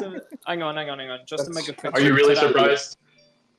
To that fucking chub who was speculating that John used, his alleged six-figure salary that he's just pulled out as an arsehole. We know that the original SafeMoon US LLC was registered to this dumpy little house, which is literally in the middle of a fucking ghetto. So, he's on, 6 figures? That's anything between $100,000 to $999,000 per year. And he's living in an absolute fucking ghetto suburb. I don't think so. What a fucking stupid excuse from a fucking maggot of a person. Well, and even if John put $100,000 into SafeMoon, it still doesn't justify all of the money that has been moved out of the liquidity pool. But even if Sam was correct, even if he had some logical explanation, John was like the most highly paid army man like in history. He was making $999,000 a month or a Sam, year, do you have excuse a me, response to that? he still would not be able to make To $5 million to in back 3 up the months. concept of other investments. I mean, why wouldn't the lifestyle represent wealth from other investments if that's where he pulls personal, money for the investment from? Is he still on speaker? No. No, I launched him. He can come back up. I just wanted him to calm down because he's not letting anyone else talk. Crypto Control has his hand up. Hey, I just wanted to make a couple points really fast. And one is that Fudhound is gone, but he was saying, why are people attacking me whenever I was here for the community and I was doing everything for you? And we all know that everybody loved Thomas. Everybody loved Ryan. Everybody loved me. But as soon as you are not part of the dream of everybody being rich, you become the enemy and logic goes out the window. And it's directly related to what Sam is talking about, that he says that he's logical, but then he starts throwing out random theories that maybe John made enough money while we're looking at blockchain evidence, watching millions of dollars of Tether go from the Bitmart account to his Kraken account, connected to all his wallets that Coffee and his team found. The last thing I wanted to say was to Coffee, and it was kind of that everybody that I've talked to, because I've reached out to as many people as I can, and everything that you guys found, it's like the worst FUD of SafeMoon came down to John Caroni, and the worst FUDder of SafeMoon is John Caroni. But when it comes to the Bitmart deal, everybody working around him, it's like not many people know. Like maybe a couple people around John actually know the agreement between the Bitmart deal. Otherwise, it seems like even as close as people don't have those details. So they're not able to become whistleblowers because they don't know exactly where he got that money from. And that's where the fraud occurred. Can I get your opinion on this? COFFEEZILLA got it completely wrong in his first video. There was no Bitmart LP agreement, or at least not to the degree that they think. All the tokens which were removed to liquidity were sent to a Bitmart deposit address, which also received tokens from the Gabe wallet. John told Thomas to remove tokens from liquidity, send them to John's Bitmart account, and then sold them. We know this because John also sent SafeMoon tokens from the Gabe wallet and presumably sold them. So Thomas told Coffee that there's some deal. There's probably no evidence that that actually happened. More likely, John just sold the tokens, and Thomas didn't know any better, so Thomas told Coffee that, and then that's how the story spread. And I've said that for like 6 months. No one listens, but that's my opinion. Because you sound like Miss Doubtfire, motherfucker. It's definitely possible, Amy. That's definitely possible that that's true. I'll say I have emailed the Bitmart team, and they don't seem to be denying that there was an agreement in place, some kind of agreement. So the exact specifics of it, you're right. We don't know. We don't know if John didn't just sell it. I agree that he might have just sold it, and that way he can just hide the big sell from the decentralized exchanges. But I do want to just say, like, there is evidence that there was some kind of real deal out there. Yeah, I had heard about that deal, like, through Ginger hearing about it, like, in June or something, like, long before it ever just surfaced. So I think there is some truth to it. What about the money that was hacked on Bitmart in the agreement that John made with Bitmart? Yeah, that one's really weird to me because it's like Bitmart got all their tokens back. Where did the money go to exchange for those tokens? Wasn't it like 60-something million or something like that was stolen? I can't remember the exact amount, but it was a fuck ton. All I know is when I talked to Papa, he kept telling me that, like, he would be calculating one thing, like they should have this amount of money, and then John would always come back and they didn't have the amount of money that he said that, like, he calculated they should have. So I get the impression that, like, Papa always thought maybe he was, like, bad at math with that stuff, but in all likelihood he wasn't bad at math and John was just selling or doing something like that, doing something shady behind the scenes. That's like a fun, like, behind the scenes, anecdote for what was actually happening with Bitmart. We still don't know, though, because they haven't told us. Yeah, and you have to actually believe Thomas, too, to believe the things he says. And he has lied in the past as well, so I'm not saying everything he says is a lie, but also he's on the side of something trying to cover his own ass as well. For sure. Definitely true. Does anybody have any more questions? I've got some work to do, but I want to take I try to make myself available for the community anytime that I do a story. So if anyone has any more comments, questions, I'd love to hear them. Yeah, there kind are of a couple people trying to get on stage, so everyone who wants to talk, throw your hands up, and then I'll let them up before coffee takes Yeah, off. I'm going to dip in a second. I just had one thing to say. Probably very rare from me to give defense of somebody who worked in SafeMoon, but I think when Ryan was being attacked by, was it Sam, who was saying, why did you promise, or Venom, I don't know, who said, why did you promise to refund the V1 100% holders? I think that Ryan said that by default because by default it's the decent thing to do, it's the moral thing to do, and then obviously John thought differently. But I think that Ryan probably thought, well, of course we'll refund the people who accidentally got all of their money taken off them.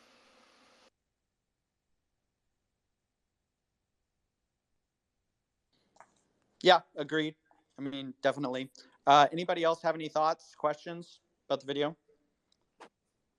Crypto Control, do you have anything? Yeah, actually, I did have one question, and I think I already know the answer, but I figure it's worth asking. For me, I personally don't want to lead somebody on to buy or sell, because if something happens to take off, then I don't want to be the person that like talked them out of it. Do you feel is like your position that this is most likely going to zero, and that the best thing people can do now, because some people have a lot still invested in it, is to take out their position right now? I also try to avoid any like hardcore lines in that. I mean, it's hard for me to not say too much because I really do believe so strongly that this thing is going to zero, and that it was all built on a fraud. So there's only so much I feel like the moral thing to do is actually equip people with that information, and then if they decided to sell it, that's up to them. But yeah, I mean, it sucks. People got screwed over by this terrible investment, and now they're stuck holding the bag. Yeah, it's a dicey situation, but in my opinion, unless you believe in the leadership for some reason, and I just don't think there's any evidence for that, I don't think this is going anywhere but down. And that's just my opinion. I think you just have to, educate yourself as an investor. Anybody else? Irish Racer? Thanks, thanks, Coffee. I just want to say, first of all, congratulations and well done on a fantastic piece of journalism in our modern times. You've done very well with all videos, in fact, and I was a maxi, and as time has went by, I have learned my lesson, but your videos right from the start hurt me so deeply. And that's a great education, and you did well, and it's good journalism, and well done, and you deserve to be commended for that, and it is fantastic, and so well done. My question for you, Coffee, is just simply, do you believe without regulation in the DeFi sphere and in general, like for the crypto market, this is a huge story, but do you feel there will be legal what can you say? Will justice be served to John Caroni, in your opinion? Thanks for letting me speak. Yeah, I mean, definitely. I'm always hopeful. I'm hopeful and often disappointed is my answer in all of these kinds of stories. I try never to get too, cynical about things. So I always kind of, do my best to keep my chin up about that, like the actual outcome of these stories. But truthfully, like, you're right. It is an unregulated space. There's a chance he gets away with all of it. And, that just is what it is. All I can do is try to let people know so more people don't get hurt. Hope that answers your question. Can we go to me? Hi. And then can we get some more people up here too? Because I want to answer these questions as fast as Yeah, possible. there's just one person. I think ENS also had a question. SafeMoon ENS. Yeah, I just wanted to know who the fuck launched me. That was probably Amy after you called her Mrs. Doubtfire. What? Hi, thank you for letting me up. Yeah, first of all, I want to bring my appreciation to what COFFEEZILLA is doing. Absolutely fantastic. Please do not give up. I don't know what motivates you, man, but honestly, you are my favorite.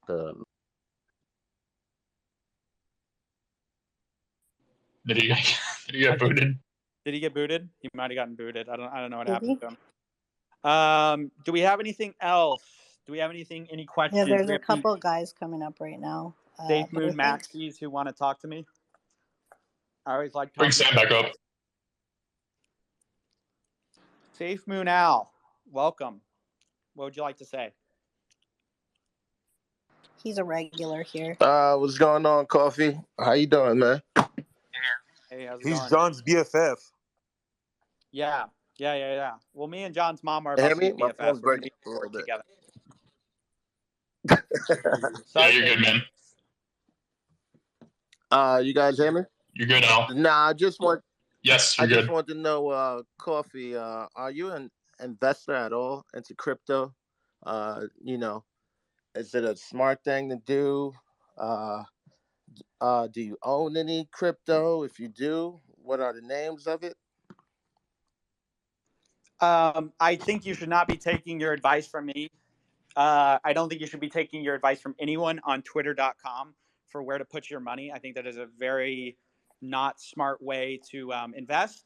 And, I've publicly said that I hold a small amount of crypto in the top 10 market caps. I never say names because, quite frankly, nobody knows if they're going to be going up or down. Anyone who tells you they do is a liar. I wanted exposure to the market because I just wanted to kind of know what everyone's getting into. I have to know what I'm talking about, right?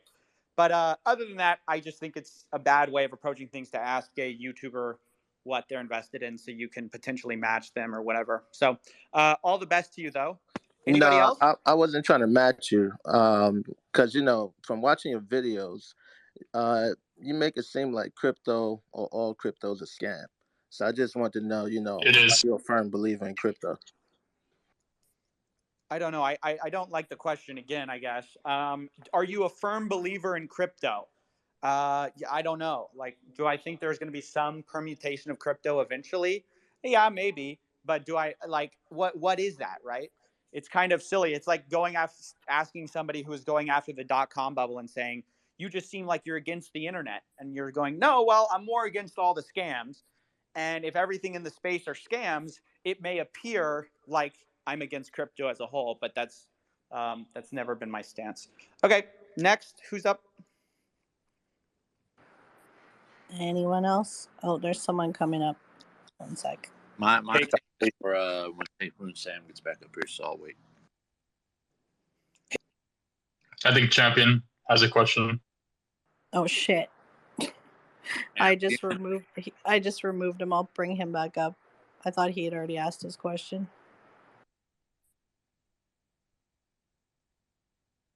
Go ahead, Champion. Sorry. Oh, that's about okay. that. Yeah, sorry. I got a little bit of a cold right now, so hopefully you can understand me all right. So yeah, I kind of jumped in this space, I guess, around the time the Fudhound was leaving. So most of what I've heard is just kind of rehashing the past from last spring. I haven't gotten a chance to see your new video yet, Coffee, but it seems to be related to the recent lawsuits, I assume. Is that correct? The ones concerning Emanations Communications Group, John's mother? Yes, that's correct. Okay. So I do want to watch your video. I just haven't had a chance. I didn't even see that you had a new one out until I saw this space was live. But I've been looking into that as well. I'm in a group with TNG Systems. So I kind of had an idea that he was looking into that before probably most people did. So I've been looking into that. And do you understand John's perspective, the SafeMoon perspective on that one versus the ECG and LexFest perspective? Like what they say happened versus what ECG and LexFest say happened regarding the loan and lawsuits? Yes, I'm very familiar with what John's perspective on things are. Right. So you're familiar that his side of the story, at least his legal team and his side of the story, is that his mother actually set up a sham loan. And the purpose of that sham loan was to pretty much make sure it had bad terms and it would default within an extremely short period of time. I think the statement was about 3 weeks or less. This loan was set up by ECG with LexFest Limited. The loan defaulted, and then LexFest Limited supposedly was able to come in and seize property, seize IP, and all that sort of stuff from ECG Group. ECG, of course, being the one that Jennifer Crony set up with John Crony in June of 2021. She owned 51%. She's a majority managing partner. John owned 33%. I'm sorry for jumping in here. What's the question? I'm here to answer questions. What's kind of the So question? the question is, do you think it's possible that the loan was not properly done through a proper loan company? Do you think that the possibility that John's mom was trying to actually take property away from ECG, which was held by John? You can say she had every right to not like John, that he did bad things and he made it look bad. But do you think that LexVest Limited was a proper loan company and it provided a proper loan, and that the terms were remotely logical, that it was not a sham loan in any way, shape, or form?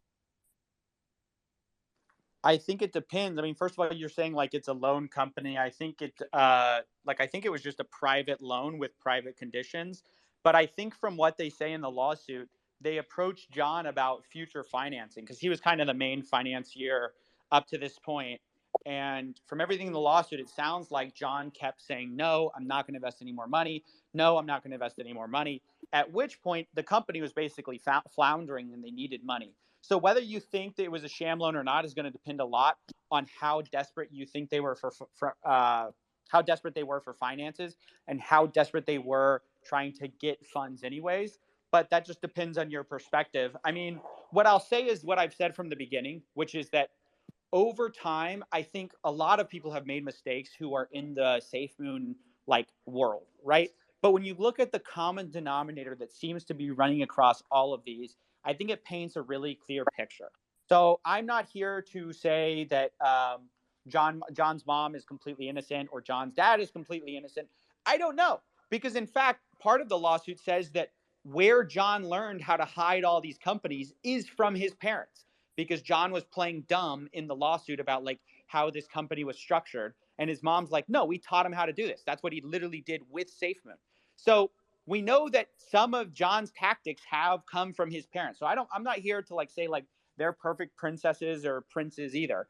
But what I am saying is that the common denominator throughout all of this has always been John Caroni, who cannot get along with others, cannot play nice, always botches deals because he could literally is like incapable of not kind of, I don't know, trying to get the better end of the deal every single time. So does that answer your question?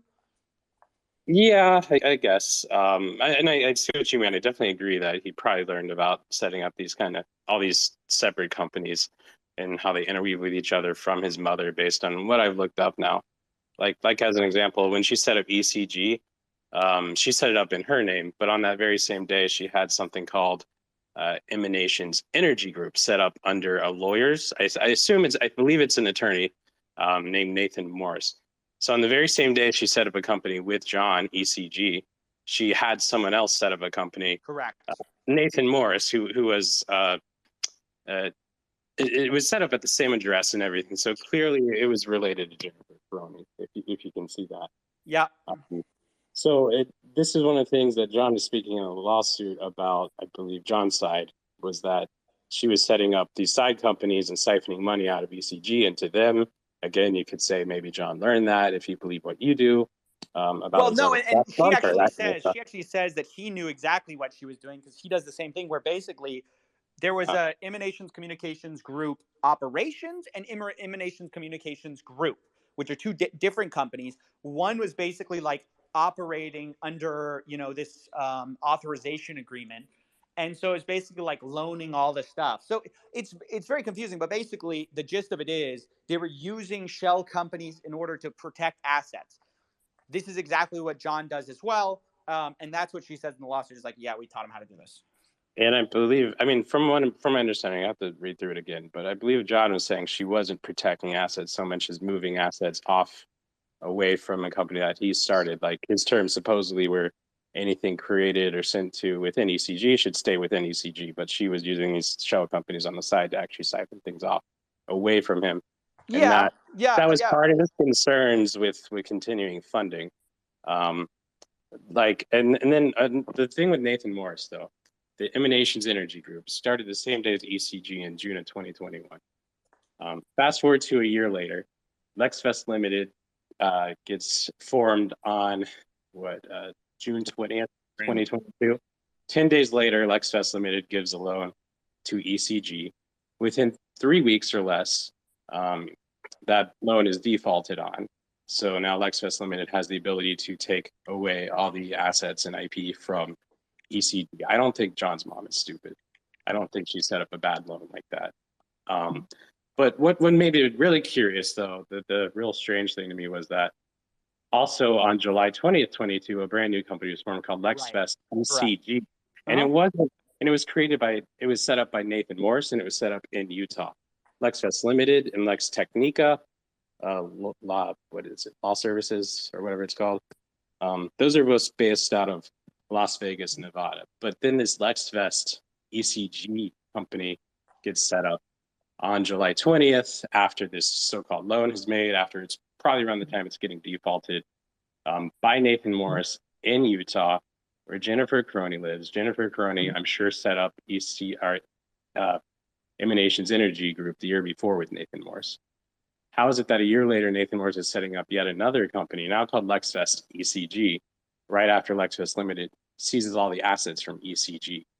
And not only that, like, that's like, who knows, maybe they could call it whatever they want, and that's her attorney. But in the lawsuit that John brought against his mother, ECG, the ECG shell companies, against basically the LexFest attorneys, he sued someone named Sam Castor, who's the head founder of Lex Technica and the one who officially set up LexFest Limited. And he also sued Nathan Morris. But Nathan Morris and Sam Castor and the other lawyers that represented LexFest and Lex Technica are represented by the same legal team together. So for some reason, a guy that John's mother used to set up Emanations Energy Group the year before, and then a year later set up LexFest ECG. This guy is getting sued by John, and he is being represented by the exact same legal team as LexFest, as the Lex Technica people. That just seems, the interweaving there just seems so strange to me, and makes me. You can say whatever you want about John's behavior. You can say his behavior is bad and he refused to give money and all that, but you can't say that that's not kind of odd or possibly telling. Like, what does that mean? Like, even T&G Systems, the guy who did all this research originally and made the original Reddit post, I believe he probably reached out to you. After I showed him all this stuff and talked to him about this stuff, I got pictures and images when the companies are found. It sounds like you know good about that, Coffee, so that's cool. But his response to me after that was, so it does indeed look like Karoni's mom set up the company to push him out. VVVVV, interesting. Then my other friend Goto, he always said I can say whatever. He has no problem with me saying what he says. He said, it really does look that way.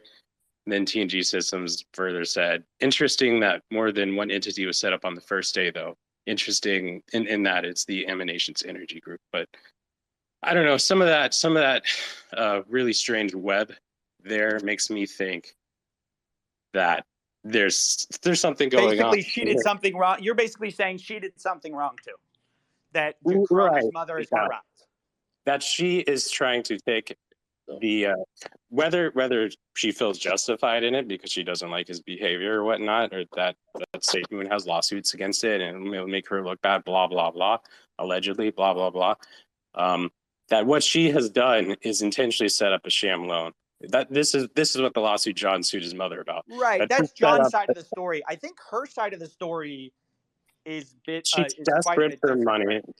Yeah, but she's not stupid. I don't think she's stupid. I don't think she set up a loan with a brand new entity that was formed by a legal services company and then immediately defaulted on that loan. And it was a brand new LexFest Limited was created 10 days before the loan was made. I mean, maybe that's standard practice, but where did she find that? The connection between Nathan Morris is... David B. Smith just texted out, looks can be deceiving. You are missing parts. That's the I think David B. Smith doesn't talk. On it, I don't like David B. Smith not speaking. He doesn't ever say anything. He'll post a Titanic. You let Coffee return. Until he's ready to come up and talk, I really don't want to hear anything from David B. Smith. I'm sorry. Like, David B. Smith says something. Don't put weird cryptic stuff. Just stop. Like, just stop. Well, I'm speaking in facts here. Like, these are when companies were set up. And dates that they were set up, and attorneys they were set up by, and legal representation they're all set up by. You can come to your conclusions by that, but what I'm saying is true. What I'm saying is things that definitely happened. You just put GIFs and memes, David Smith. Like, I get. Okay. We're fighting against somebody who's not here right now, so let's just until he comes up, let's just hang off there. Sure. because he doesn't have the ability to Fair. respond. So I don't. He doesn't I'll say want to real talk. quick. I'll say real Lawsuits start. quick. Yeah. I think the position of from what I understood reading both John's side of the thing, and I did understand his side of the thing, and then also I still think that there's more to that story though, because John also sued them for the house. Like it'd be one thing if he just sued them for the company, right, to unwind the loan. That's actually not what he did. He sued them for the house, the down payment too, which we can get into. But read the whole thing about Lex Vest and all that. I think Lex Vest's position on it, and I could be misreading it, but I think their position is the reason they defaulted the loan and the reason they first sued Jennifer Caroni, because the actual suit starts as Jennifer Caroni versus Lex Vest, is because they had notified John of this. John, at first, their position is that he was cool with it. Then he realized what was happening, and then he goes, okay, no, we have to unwind this loan. They're like, no, you can't unwind this loan. You haven't been part of this company. You've been refusing to fund it. He goes, no, we are going to unwind this loan, at which point they're like, okay, rather than, because he's threatening to sue everybody in the business. So they're like, all right, let's settle this in court. Let's sue it. Let's sue them. Let's default this loan. So I think that was their position. I could be wrong. I mean, you could. It's very tricky because there's two sides to this story. But I think what's highly relevant here is, once again, the pattern of behavior. When you sift through all of it, what is salient and what I focused on in my show is what relates to SafeMoon, right? What's actually matters about SafeMoon? Well, we found out that there was $5 million of personal money that John Caroni had, right? According to his mother. We also found out that Ronin Real Estate Group was John's personal money, not company money, like all the SafeMoon maxis were saying, right? So I think it is relevant, of course, always, to find out both sides of the story. At the same time, when you think about in the context of SafeMoon, what did we actually learn? I don't think it really matters what Jennifer Caroni's intentions were. I think it matters what we found out to the average investor. You know what I mean? Yeah. I mean, so as far as what this relates to SafeMoon, in theory, if this was actually set up as a legitimate, intentional company to develop this technology, I know you'll laugh at it like always, but the nanotech, the windmills, the antennas, and the all that sort of stuff, like that's supposedly is the purpose of ECG. And then his mother and John got in on that together. Why did they do it as a side project? Well, I don't know. I mean, I know she had connections to Gambia, I suppose through her CIA position in the past. So she actually had the connections to the government in the Gambia, and I do believe, as far as I can tell, that is true. So her being involved would mean that this tech company, ECG, that did get created in June 2020. This isn't something, as far as I can tell, Jennifer Caroni's put her whole life into for years and years. It started, that company was created like 3 or 4 weeks, maybe 3 weeks after, I think, an AMA first announced Operation Phoenix in Gambia and that kind of stuff. So clearly, like from the beginning, it feels like ECG was created as a means to support SafeMoon in some way or another through the Operation Phoenix, Dark Moon, all that stuff. And it's something that I believe his mother was aware of. It's not like he wasn't talking about Gambia and Dark Moon and all this, or Operation Phoenix, at least in Gambia, when that stuff got set up. But also, we've seen the court documents. Jennifer Caroni and his father, blanking out, Brandon, I think, they were both very concerned about their privacy and not being like brought into anything publicly. So Jennifer Caroni's looking to help out with John. It makes sense that she wouldn't officially just join a company of SafeMoon or something, right? But I think that ECG is very much related to SafeMoon, because I believe that Operation Phoenix and Gambia connections were all tied into that from the beginning, and it was meant to actually be used as support for SafeMoon, but it was possibly, this is speculation, But why possibly, wasn't it owned by SafeMoon though, right? Shouldn't it be a subsidiary of SafeMoon if it was actually for SafeMoon? not if it exposes Jennifer Caroni's name officially. I'm sorry? I mean, and if a purpose of it was to have Jennifer Caroni use her Gambia connections, all that, to help out SafeMoon, but she doesn't want to be a public figure, which I can tell why someone would be a public figure related to SafeMoon.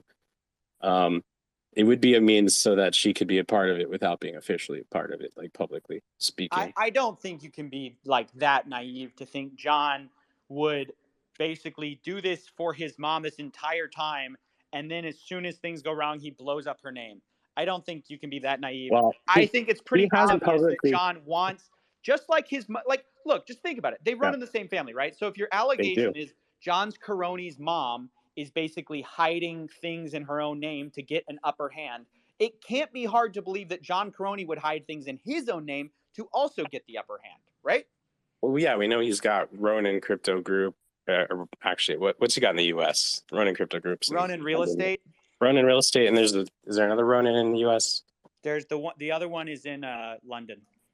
No, I believe there's two in the U.S. But Oh, there's Ronin Energy or something. Yeah, Ronin Energy. Yeah, and that's a part of the lawsuit. He's just one of the plaintiffs on the one against the mother and ECG and all the LexFest stuff. Correct. What do you think about John Caroni doxing his parents? What do you think about that? What do you mean he doxed his parents? I mean, putting I guess you didn't see it. He put the street name where his parents live in the lawsuit.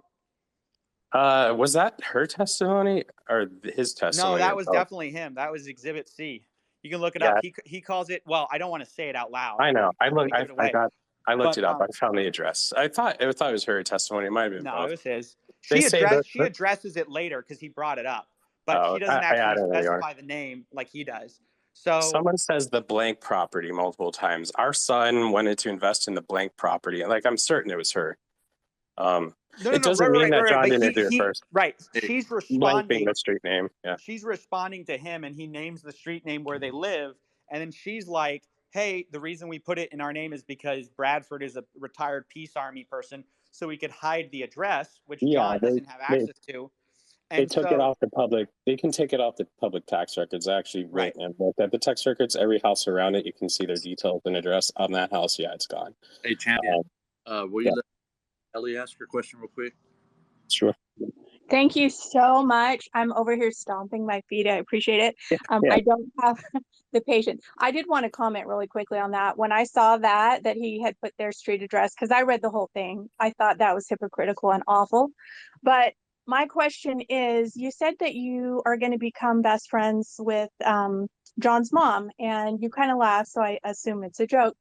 But my question is, have you had any contact with her or with Uncle David or Charles or even John, aside from his cease and desist? Have you had any contact with any of them to actually speak with them, or are you only taking what you're finding on public record and social media and lawsuits and things like that? I don't want to speak publicly about that. I think it's too revealing. Thanks, though, for the question. All righty. Well, thank you very much. Have a great rest of your chat. I appreciate it. Thank you. So, yeah, if you don't mind, I can keep going. So I want to speak up. Feel free to jump in. Sure. But the property with the blank property where they say the street. I don't even remember off the top of my head. I have it written down somewhere. But from what I call from that, where she was talking about our son wanted to invest 20% into the property, blah blah blah. It kind of was and he was going to try and set it up under Ronin Real Estate Group. They were thinking about that because that could hide the name, so that people wouldn't be able to find their property that they were going to move into and live in. Obviously it's not owned by Ronin Real Estate Group, so obviously that part didn't happen. The part where John was asking if he could invest 20% into it to help his real estate holdings or whatnot, according to, I believe, his mother's statements. I don't know if that actually did happen. If John's suing for the down payment back, then it sounds it does appear like he is doing that. Okay. From what I read. So it does sound like that he did put 20% down, and now he's trying to sue for his down payment back. But I will say the property, I believe in her statement, the idea was that it would not be owned by ECG, but that they would possibly lease it by ECG, and they'd use the garage to quote unquote house the lab. They'd use the property, the yard and whatnot to test the antennas. And then they'd use the house to quote unquote house guests to the property who are visiting the lab. So that property supposedly ties in pretty deeply into ECG. Now, it was purchased like in 2021. I don't know if I want to tell the month, sometime in fall in 2021. But I don't know if that was actually used for housing anything related to ECG or Dark Moon or Operation Phoenix or whatnot, but I know that was supposed to be part of the purpose of it. So I believe my assumption is John wanted to invest into that because it was going to be part of ECG. That was where the lab was going to be housed and all this stuff. So it appears like he was allowed to invest 20% into it. If he's suing to get the down payment back, it's 20% is what a down payment is. So I do see that property isn't just his parents' own private residence. It was intentionally purchased as a means to Well, you have to run ECG understand, lab. like, you have to read through the legalese here, right? Yeah. Like, of course, if you're trying to get a tax write-off for a house, you're going to say, hey, we're going to use this. You know, in the lawsuit, you'd never say, like, oh, yeah, this is actually just our house, right? Obviously, you're going to say, oh, this is for the lab. This is for the, you know, whatever. If they already got a tax write-off, they're going to have to stand by that. Right, of course. So I guess this is my question. Champion of Sun, I always appreciate your kind of perspective on things because I like that you dive deep in this stuff. So let me ask, because I know you're one of the few people who probably knows probably as much about SafeMoon as anybody. Yeah. Do you think after all these, after literally years of looking at this, do you think on the balance this has been a fraud? Do you think that John Caroni is unfit as a CEO? What is your conclusion from all of this, right? What is your, because you know all this stuff, but what is the conclusion you've come to? I don't think it's straight up a fraud or anything like that. I don't. I really don't. Again, if we want to get back into the LP stuff and Bitmart a little bit, as you said yourself, you don't know if there was a deal. What kind of deal? You assume there was a deal. We don't know what that deal was. I believe when you talked to Thomas, he was talking about they moved liquidity from Pancake Swap V1 to V2, kept the SafeMoon behind, and then they used the SafeMoon they left behind to provide liquidity to all these exchanges they were getting listed on. Now, to be clear, I just want to say something on that real quick, because I said we don't know, but that's not actually true. We don't know all the facts that make sense of what the numbers say, but we do have a statement from Bitmart about what the deal actually was. So Bitmart returned to the developers to be added to the liquidity pool. Correct. Now, that being said, what Thomas was saying, I believe in the full interview, was that SafeMoon owned all the market making accounts for all the central exchange deals that they made. And what happened there, potentially, is that the USDT collected could have been sent, for the 5% for LP at least, could have been collected and sent to that market making account, which is a liquidity provider for that centralized exchange.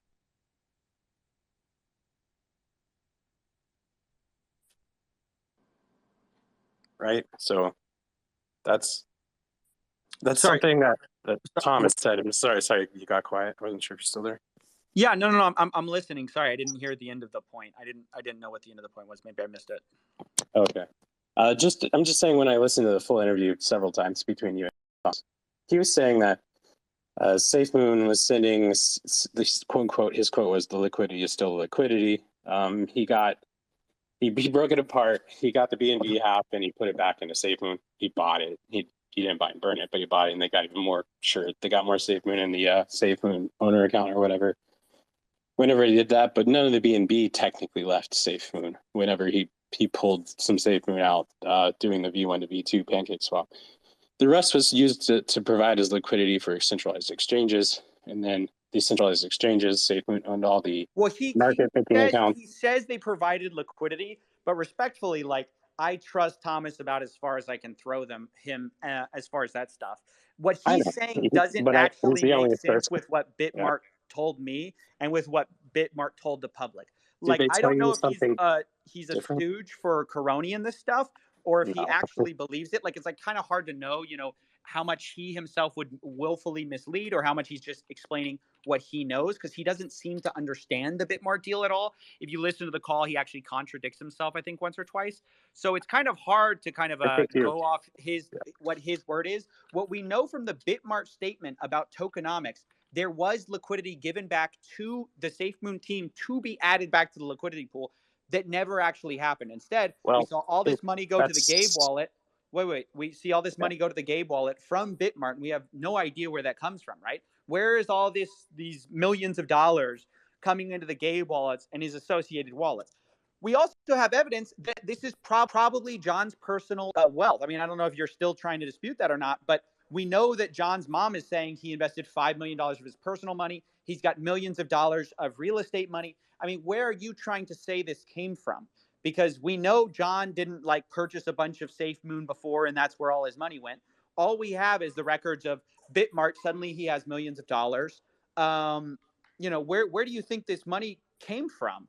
Well, so here's the thing that I've been trying to figure out, and maybe something you can look into as good as I can. Like, look at the Bitmart volume from those days. Like look at how high it was.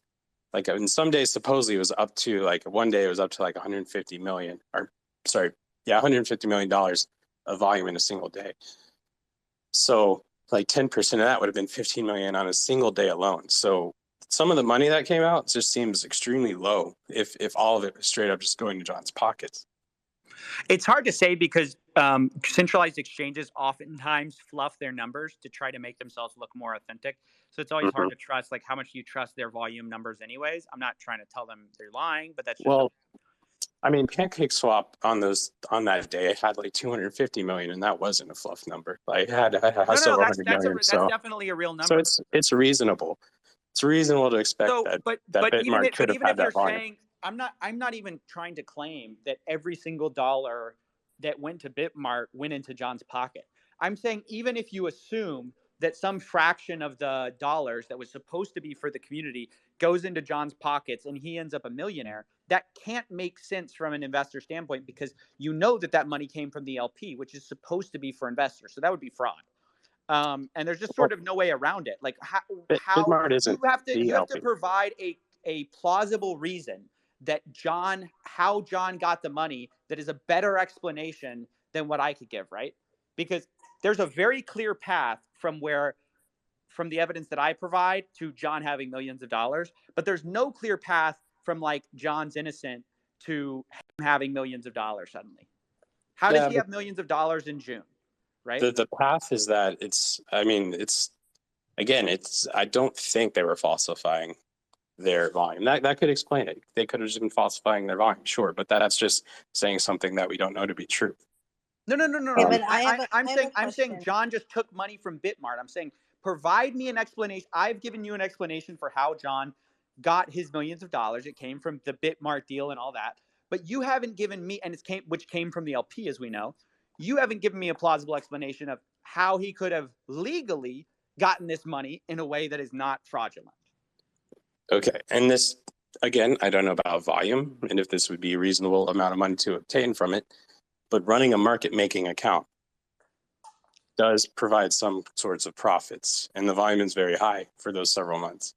I don't know if that would be remotely close to how much was pulled out, but I know Papa said that they made money on the market-making account.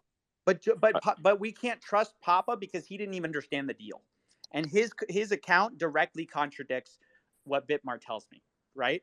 So all we have evidence for is... Did Bitmart tell you something different than what because what we saw is, yes, it will do 5% to be returned to the developers to be added back to the liquidity pool or whatever, which a liquidity pool for centralized exchange is a market-making account.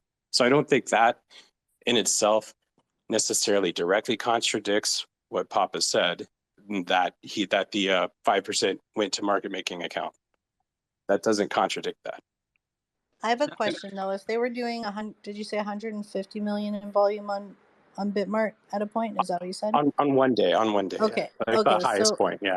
Okay, so let's say they did even 50 million for a while, like a month or two or whenever it was popping off. Yeah. We were told that part of the money that was coming back was going to be from Bitmart back to the DEX, right? Like that was the whole point.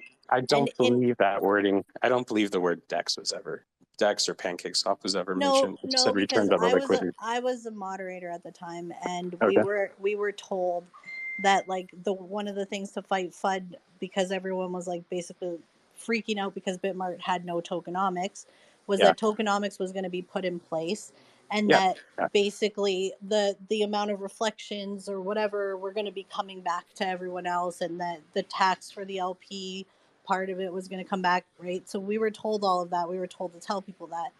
I don't If you, have proof for that, so yeah. that's just my word. Like I Okay. can't prove it. I would love to didn't, see. but no, I'd like to get to my point. I'm sorry, so If good. you don't mind. Yeah. So my point is that, say you have, on average $50 million of volume for a certain amount of time. That's quite a lot of money that could be going back in reflections to the other holders or back into the LP. And being that SafeMoon will fluff up not like the littlest thing that's unimportant, like a freaking dark mode moon pay screen. If they were actually injecting a ton of money back into the LP or back into, reflections through Bitmart like they'd promised, they'd be sharing the transactions. They'd be like, hell yeah, look at all this money we're giving you guys. So like that's where I don't really buy, the theory that like, oh, I don't know, that it's just not like it wasn't happening, or that there was that much money going through there. John wasn't getting money from it. Right. So I would definitely, if you could, look into that and see where you were told specifically to be returned to the DEX, Bitmart, or be. Dude, everyone's I read the. was a Yeah. SafeMoon mod like a year and a half ago, Right. and I didn't screenshot shit because I believed in SafeMoon. Like I wasn't sitting there, and I'm not in the Discord. I'm not in mod chats anymore. I can't access any of that. So You know, if any of that was in the public Discord from anyone official on the team. I Because mean, again, if anyone has that stuff, I think it'd be great for them to come out. could look back at like, I mean, potentially like, I guess I don't know if my messages delete when I was in there, but I think like all of us mods back at that time, if someone could go back, I'm banned, so if Right. someone could go back and like Banhammer. search for things, but like that was the message the mod team was saying when the Bitmart was a reflections. Yeah, yeah. If you were told. Website. There was a page on the Bitmart help website which said that explicitly. Also on L Bank and I think MXC, but definitely I think the page is still there for L Bank. I'm not sure if it's been removed from Bitmart, but I remember I made an internet archive of it. The internet Wayback Machine thingamabob. Yeah. So it's archived somewhere, and I've got a screenshot.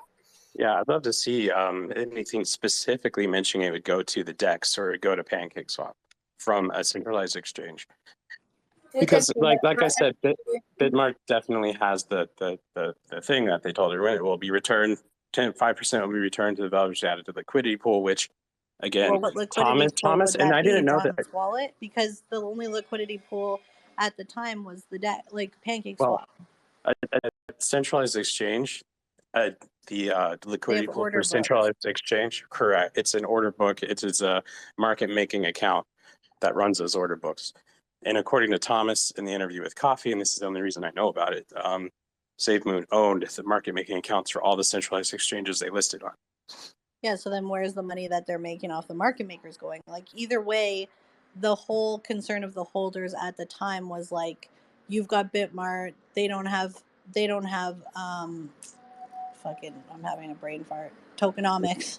Yeah. They don't have tokenomics. And so you've got Bitmart, they don't have tokenomics, that's going to take away from us. And that was the whole, that was everybody. Well, they had local tokenomics, local tokenomics, right? Meaning that. Can I just jump in here real quick? Because I think we need to drill down on one thing, which is that, look, even if you assume SafeMoon is making all this money on their market making account, right? Sure. Which we don't have evidence I don't know for. if that's possible, but yes. Let's just say it's possible, right? Sure. That still doesn't, that just gets you to SafeMoon having a lot of money themselves. It still doesn't get you to John having $5 million in June. John owns 75% of the company, and what's it? Kyle. No. Kyle owns 25%, right? I'm going somewhere with this. So as a 75% owner of a company, you're entitled to 75% of the profits. So if that was considered profits, you can say it should or not. But if it was, then John got 75% of what was earned. Let's just say the market making account is how they made money. And so therefore nothing too bad there. 75% of that came to John. Wait. We're as talking about personal we're profit. talking about June, real quick, right? I don't even know if actually Bitmart was developed by then, or was No. Bitmart was April, early-ish April. Okay. April, So May. they're in Yeah, April. and the They have highest months Bitmart. were April and Then- May were the super crazy months. Okay. So in April and then in June, John has $5 million, and you think that's appropriate for a CEO? Well, if it's from a market making account, we said we're just sake of argumenting here. If it was, that's profits. Now, if he took that $5 million, he was trying to more or less reinvest at least a good amount of it back into SafeMoon. Unfortunately, with the ECG thing with his mother, amongst hiring people, because they've been hiring people, paying people. Someone got paid to develop the wallet. You can say it's trash and you don't like it, but someone got paid for that. Can I say Some of the something real money quick? is clearly going back into the project. But Wouldn't I it, wanted to go if it had back been a to market maker, it would have been a slam dunk on CoffeeZilla and all the fudders of, look, you guys are idiots. It wasn't the liquidity pool, it was the market maker, and we did it right. The fact that they withhold that just does not seem to fit. Well, Uncle Dave, as he says, there's a class action, so he'll do nods and winks and gifts and whatnot, but he won't say anything. He's up right now. He just came up. Oh, really? Okay. Does he have? Hey, David. Great.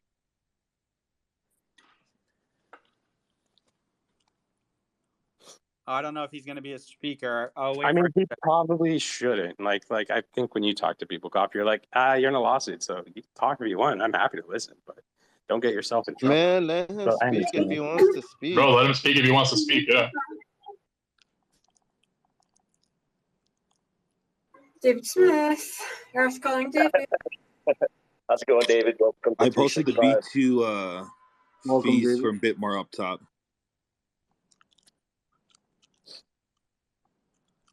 David has left. I guess you're checking to come up and fees people. Do we actually know the trading fees for Bitmart, by the way? What the trading fees are? Yeah, I posted them to the top on V2. Yeah, I couldn't hold find on. B1. Someone tell David to just come in and listen for a bit, and if he feels like talking, then he can Where's talk. the guy who put it in on chat? I put it up top on the pin. I pinned it to the top. Okay. I still don't see it. Can you just tell me what they are? What it is? It should come up like any minute, any second now. Just tell me what the number is, though. Just give me the number. 10%. No. 10.1. But Bitmart also has their own fees. So what's Bitmart's fees? It'll probably be like 0.2% or something like that. Yeah, it doesn't say Bitmart's fees on there. It just says Bitmart and SafeMoon's fees. Because if we're understanding this right, market making fees would have to at least be equal to or less than Bitmart's own fees, right? Because all they're charging is Bitmart fees plus SafeMoon tokenomics. If SafeMoon tokenomics are just 10%, so that's already accounted for. The only place you could even ever see money going to SafeMoon, quote legally, would be in the fee spread, right? Like that's what you're saying, correct? Is because they're making money from these supposed fees. So what are the fees of Bitmart so that we can calculate that? 0.04% to 0.06%. 0.04 to 0.06. Yes, all other tokens range from that little range. So you have to assume that's the Bitmart Bitmart fee? has That's to it. make money. Bitmart has to make money, Sure. and then you also have to have SafeMoon at some point. If we believe the Papa story about they're making a bunch of money from the market making account, which all Papa really knew was that money was going into the Bitmart account and that money was coming out. That's all he knew. Correct? Yeah, he knew there was a market making account. He knew money went into it. He said he wasn't 100% sure what happened once it made it into the market making account. Correct. Right, and he said the numbers kept being off. He's like, I would calculate the numbers, and then the numbers would come back and they would be off. Right. I think he said something like that. Yeah. I'd have to listen again for the exact. I mean, yeah, details, but you can't sounds believe right. Papa when it's convenient and not when it's not. So it's like either he's credible or not. I don't find him to be that credible personally. I prefer to believe kind of Bitmart on this whole thing. And when it's supposed to be directly distributed back to the liquidity pool, I think that's a pretty clear meaning. You have a market-making account and you have a liquidity pool. Those are two very different things. I mean, I know you're saying that, they're not talking about they're talking about the DEX, but literally there wasn't a thing called it's go to the liquidity pool. It was always called the market maker in centralized finance. All of a sudden, decentralized finance comes out. Everyone talks about liquidity pools. So how do you think it could be referring to anything else? because liquidity pool for a centralized exchange is a market maker account. No. Now they could have you said call market it that, maker. right? You're right. You're right. They could have, if that's what it's for, they could have more clearly said, it's given back to the team to be added to the market maker account, which is a liquidity pool for a centralized exchange. It provides a liquidity, essentially.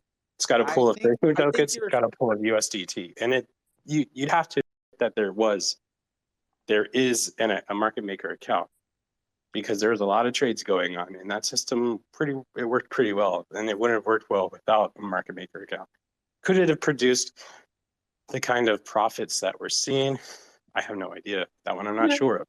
So, on Bitmart has a listing PDF. On the PDF, it says you need to have $25,000 USDT and $25,000 of tokens, not millions and millions and millions of dollars. 25,000. And that's to get started, right? That's to get started, and it's only optional for the first month of listing. You don't need it for the second month on. And there's there's still no evidence that the SafeMoon team actually used it. Additionally, the company which Bitmart claimed to be their market maker, it's based in New Jersey, in the same place Bitmart is based. Their website, I've forgotten the name of the company by now, but on their website, they've got a team photos, which are AI generated. The company doesn't seem to exist on Google. The entire company is a fraud. Bitmart is a fraud, but I guess I'm getting off topic here. But anyway, you only need $25,000 in your Bitmart market maker account. If I could say something, yeah, real but if quick, someone the way that the sells team, $1 million worth and you have 25,000 in that account, son, the the way liquidity the is team going to be reacted horrible. to the Right. information that Coffee put out, did they react as if, what an idiot, he got all this wrong, and we could easily shut this down and stop our community from being at each other's throats?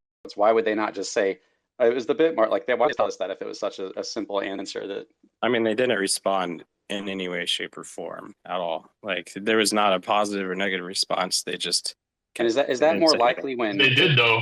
John put out a little picture or whatever, saying like, I'm aware that there's a lot of FUD going on in the community, and I'm going to choose not to respond to it. He said he's Matrix from the Neo. You forgot about that. That was his big Yeah, I forgot about that one. So yo, I'm about to have to take off. Yeah, sure. I guess, is there any other big? I've appreciated chatting to everyone. Hold on. I think she came up to ask you a question with the hand up, but that'll be last. Okay, this is the last one. All right, go ahead. Hey, yeah, I just wanted to basically answer a question. They were asking about Bitmart's market making fees and such. So basically, I have a coin listed on Bitmart, so I can basically tell you the market making fees. So basically, it's called special VIP for people who have coins on Bitmart market making, and it's actually negative fees, so we get paid by Bitmart themselves from market making fees. So we have basically a maker fee of negative 0.001, and we have a taker fee of 0.04. So there is a slight fee on the taker side. As for the market making side, Bitmart themselves actually don't have a market maker. You have to go to a third service market maker and basically pay them to provide them for their services. And Bitmart basically has like requirements you have to meet to basically meet the standards of Bitmart's market making. So you have to go to the market maker, provide them with around like $20,000 to $50,000 in liquidity, and they'll market make for you. But Bitmart doesn't actually provide any market making. So what happened is SafeMoon did deal with one of the third-party market makers. They basically just told Bitmart to comply to basically allow these transactions to basically go through to this fee pool, how the reflections work on SafeMoon. But everything that happened was by a third-party market maker. Like, I'll give you basically CLS, Coin Liquidity Solutions.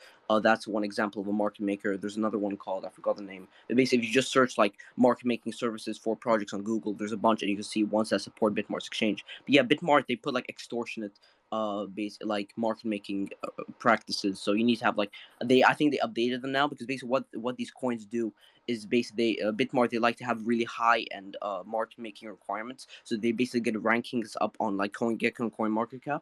So by putting these like really crazy requirements, like $100,000 in trading volume, most of it's artificial. Like with SafeMoon, like most of SafeMoon's volume was done by market makers, and actually it's just basically to inflate Bitmart's trading volume, so they get these higher ranks on CoinGecko. And I think when SafeMoon first came on Bitmart, Bitmart went to like a top 9 spot in the top 9 exchanges. So basically, that's essentially how Bitmart works. Bitmart makes most of its money from market making, actually. basically make leeway for our tokenomics. And they're like, sure, but basically like it isn't as professional as everyone thinks. Basically, Bitmart, they have like a set requirements. They're like, oh, you have to have $100,000 of volume. Depending on how good your connections are in Bitmart, you can get better or worse deals, right?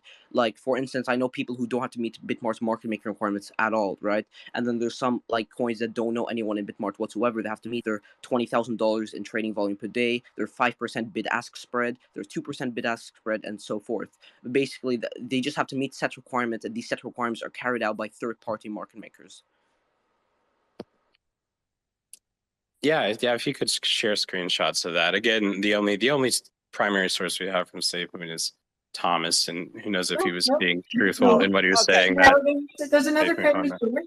The other primary source is a blockchain, which COFFEEZILLA didn't look at clearly because he published that video relying on Thomas as a source, when everyone could see on the blockchain, the most primary source you could have, that the tokens, which were removed from liquidity initially, which John said were going to go to a market maker account, actually went to John's personal Bitmart account.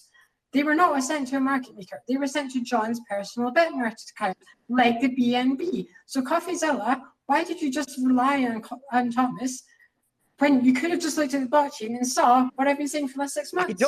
I don't know why you phrased the questions the way you phrased them, but they come off so passive aggressive. I will answer you though. It's because it's hard to distinguish what is a personal Bitmart account. Unlike, contrary to what you said, I did look at it. A personal Bitmart account versus a market making account. If you could explain. It is easy. It is easy. Okay, go ahead. How? Okay, first, market makers like Wintermute and all the other ones, they have specific deposit addresses which they send all tokens to. So if Wintermute were sending Shiba Inu or Doge to Bitmart, it would all go into the same Bitmart address. That address would be years old because Bitmart have been around for years. But on the other hand, when John started using Bitmart, he started sending USDT and SafeMoon tokens to an address which was brand new. It was a brand new address. Correct. Then he started. Then SafeMoon tokens were sent to it. Initially, like 200 billion or something SafeMoon tokens, which John told Papa to send, and BNB was sent to that address. The BNB, there'd be no reason to send BNB to the market maker address. So it was clearly just John's personal account, John's personal Bitmart account, which he was using to sell tokens from. Well, that address also received tokens from the Gape wallet.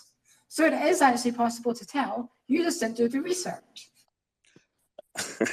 LOL. Amy, I enjoy your commentary. I always enjoy talking to you, but you are a painful person sometimes.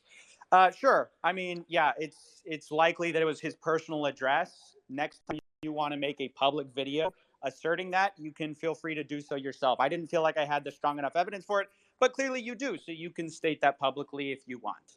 I did want to focus on the main point we've learned here today, which is actually that we just got proof to me that this whole sham story about it all being market-making fees is obviously a crock, and it always has been a crock. Because the truth is that they weren't making money from these market-making fees. It sounds like they had to at least pay Bitmart or some deal that they clearly weren't making money, because that's how Bitmart makes money, is market-making.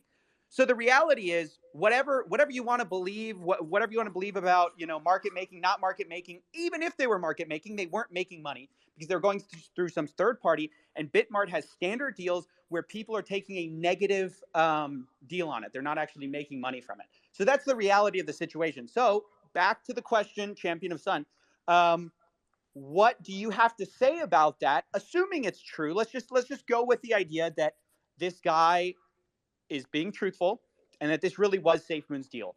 Now, is there any explanation for how John Caroni could have had millions of dollars? Or do we have to conclude, like most of us have, that he stole the money? Can I comment on Amy's thing real quick? There is actually an address, and I'd love to share it with her, where you see initially Gabe was sending large amounts of SafeMoon to, and then that would send that SafeMoon out to Bitmart. And then the contract owner wallet that was controlled by Papa was sending SafeMoon to, which was then being sent to Bitmart. And after that, once Papa's ownership was removed and it was sent to, quote unquote, the financial team that became the owner of the contract, of the SafeMoon V1 contract, that new one V1 owner started sending SafeMoon on regular intervals to this wallet, which would then send them on to Bitmart. So as far as it being John's quote unquote personal account on Bitmart, I think that this might dispute that, as Gabe was sending it there initially, then the one that Papa controlled was sending it to there. I don't know that Papa would be sending John's personal account. Papa sent it there because he was told to. No, so if you check my profile, I've actually got a screenshot from Papa where that John is telling Papa in Discord. John says, remove 200 billion from liquidity and send them to this address, which is the address you're referencing now. So Papa did that on instructions of John. Yeah, but you say you know it's his personal account, and you don't know it though. Well, I mean, that's all I'm saying. You don't know. It could be, it could not be, but we don't. There's no way we can actually know. We can know that three wallets were sending SafeMoon. Two that were contract owners. One that was Gabe, which got its money from basically. Okay, so Gabe, if everyone knows where SafeMoon came from, it came from Gabe. Or sorry, it started with the SafeMoon deployer that Kyle controlled.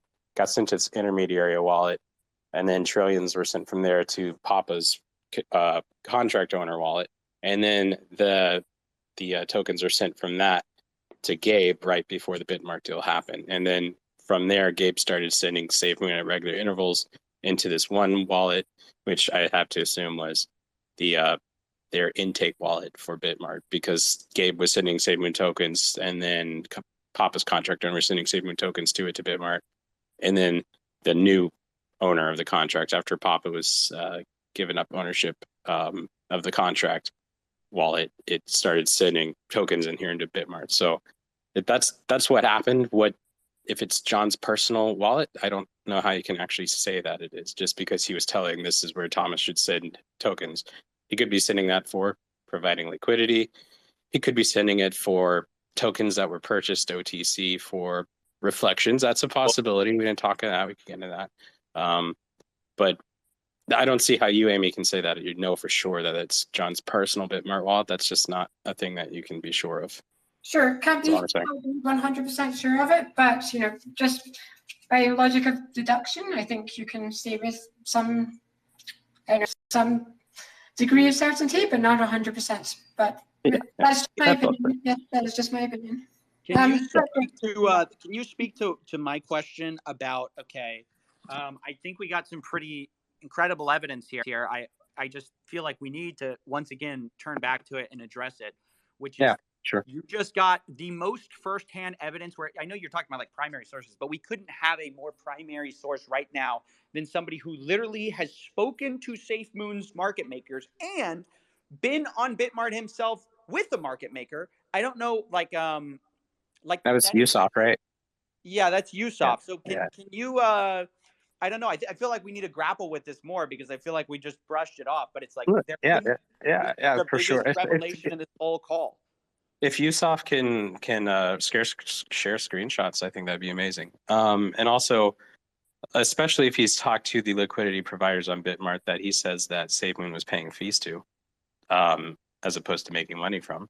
If he's got proof of that, that would be definitely a big thing to say. To say that what Papa was saying is not accurate. That SafeMoon did not actually strike a deal with Bitmart and Bitmart at least. We only know Bitmart here, but that SafeMoon did not strike a deal with Bitmart to be their market making account, their exclusive market making account. Now, so wherever Gabe was sending SafeMoon to, and then Papa's contract owner, then the new contract owner after that, maybe that was if Usopp has proof screenshots from a market maker that says that they made a deal with SafeMoon for SafeMoon to pay them fees to list SafeMoon tokens, then yeah, that would pretty well show that what Papa was telling you in the interview was not accurate.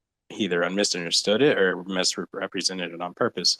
But yeah, that's only if Usopp can show those screenshots. It's great to get an inner working of how a normal 20,000 volume a day smaller thing that Bitmart just basic token that they list. That's pretty small market cap, pretty small volume that Bitmart didn't go and write a new logic in their system to. Okay, we get it. Let copy go. So, but yeah, if you've got that information, I would love to see it. I think everyone would love to see it. Again, this is that no one even talked about market making accounts except for Papa to Coffee before. Coffee, I don't think you even mentioned market making in your main videos, even though Papa told you that multiple times. But if you have proof from market makers who have talked to you and say that they made deals with SafeMoon and how those deals actually worked out, and SafeMoon didn't have the market making account, that'd be awesome to see. With SafeMoon's old market maker, it was over a phone call, which was a long time ago. I'll try messaging them again and get like their word on it to show you solid proof exactly what happened with SafeMoon. As for, I can show you the inner workings of like the fees, for example. I can easily just I'll send Coffee a screenshot of my trading dashboard on Bitmart to show you the fees are actually in the negative for market makers. So it isn't like they're paying fees for market making.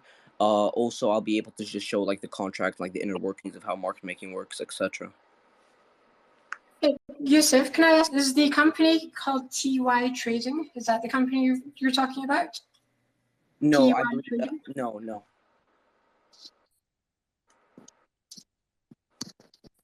Yeah, that's great. Thanks, Yusuf. No problem. Can you answer the question, Champion? Why wouldn't they just say, hey guys, it was the market maker, we didn't take from the liquidity pool? I'm not them. I haven't talked to their legal team. Well, I'm just logically, why do you think they wouldn't say that? They have lawsuits against them.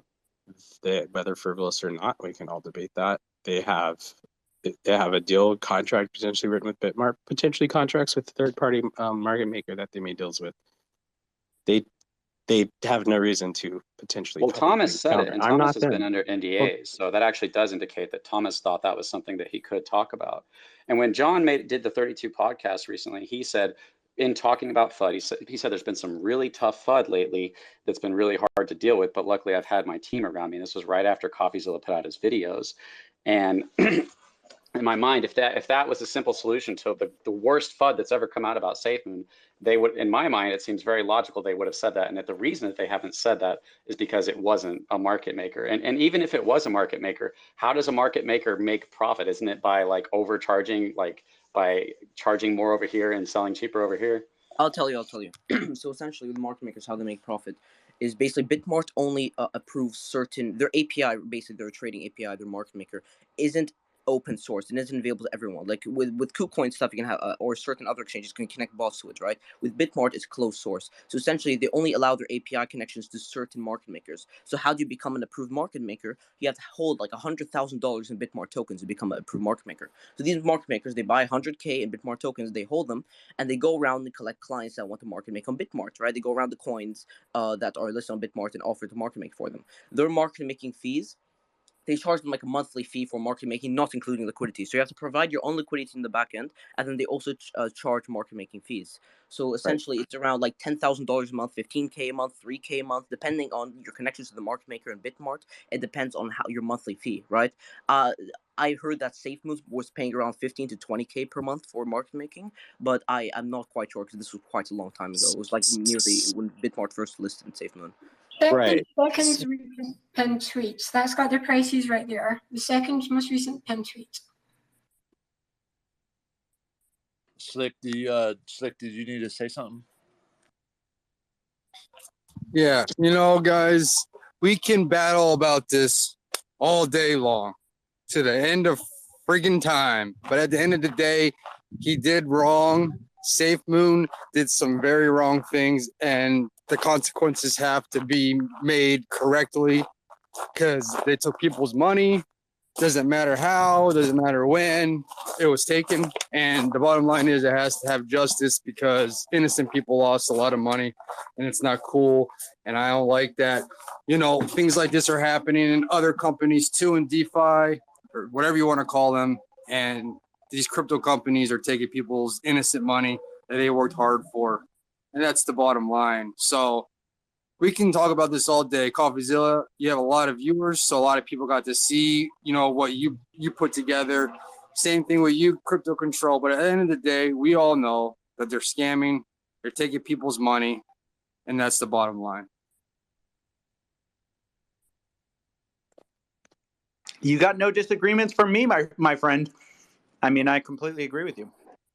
Yeah, I'm on your side, CoffeeZilla. I know the first video, me and you got into it when I said fishy, and then you called me a mermaid or whatever it was. It was pretty funny.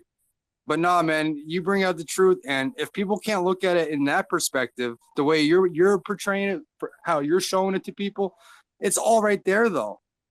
It's all right there. Well, here's no what's one gets a big house, this and that over a year. It's just ridiculous. Let me tell you what's confusing to me. As we uncover more, the evidence seems to only lean in one side, which is it just seems to always make SafeMoon look worse and look more corrupt. And so it's just amazing to me that there's still people who are sort of on the fence about this, even though, you know, I can respect how much some people know, like Champion Son, you know, obviously he knows a lot. But I just don't understand, like, constantly giving them the ultimate benefit of the doubt. There's a point at which we could just have statements from Bitmart themselves saying this, that, and the other, and somebody could say, well, that wasn't from a primary source, Papa. And it's like, okay, well, like, when are we Bitmart, come on, if Bitmart came out with statements, I would definitely follow those. The only reason, only primary source I've ever heard, it was thanks to you, CoffeeZilla. Others, I would have had no idea that that was a possibility, that SafeMoon possibly had a market making account deal with Bitmart. I only know it because of your interview with Papa. Otherwise, yeah, it's just guesswork, completely guesswork, like what that money is from entirely. Hey, Champion, did you just see what Amy put up top?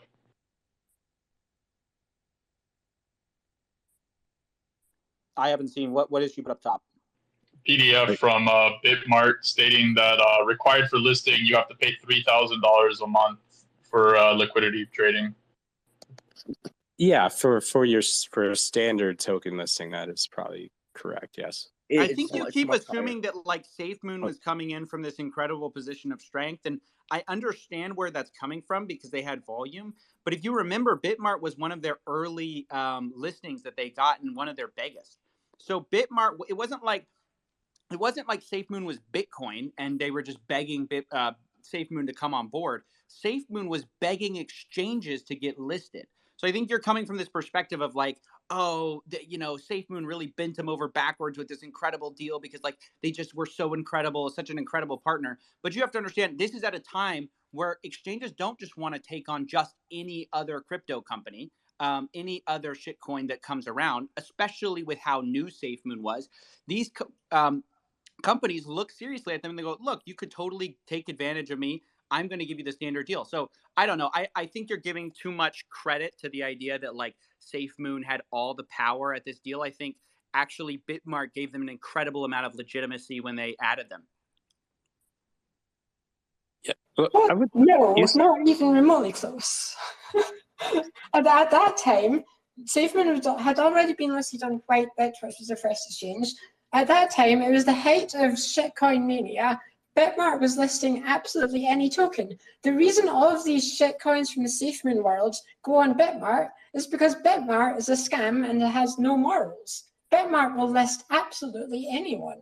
No, but my point is the argument is that Bitmart let them bend them over backwards and gave them this incredible deal where they're paying them millions of dollars a month while charging every other shitcoin $3,000 a month. That's my point. Exactly. Bitmart did develop the 10% fee into their system. Like that was not a thing that existed. So they did bend over to some degree.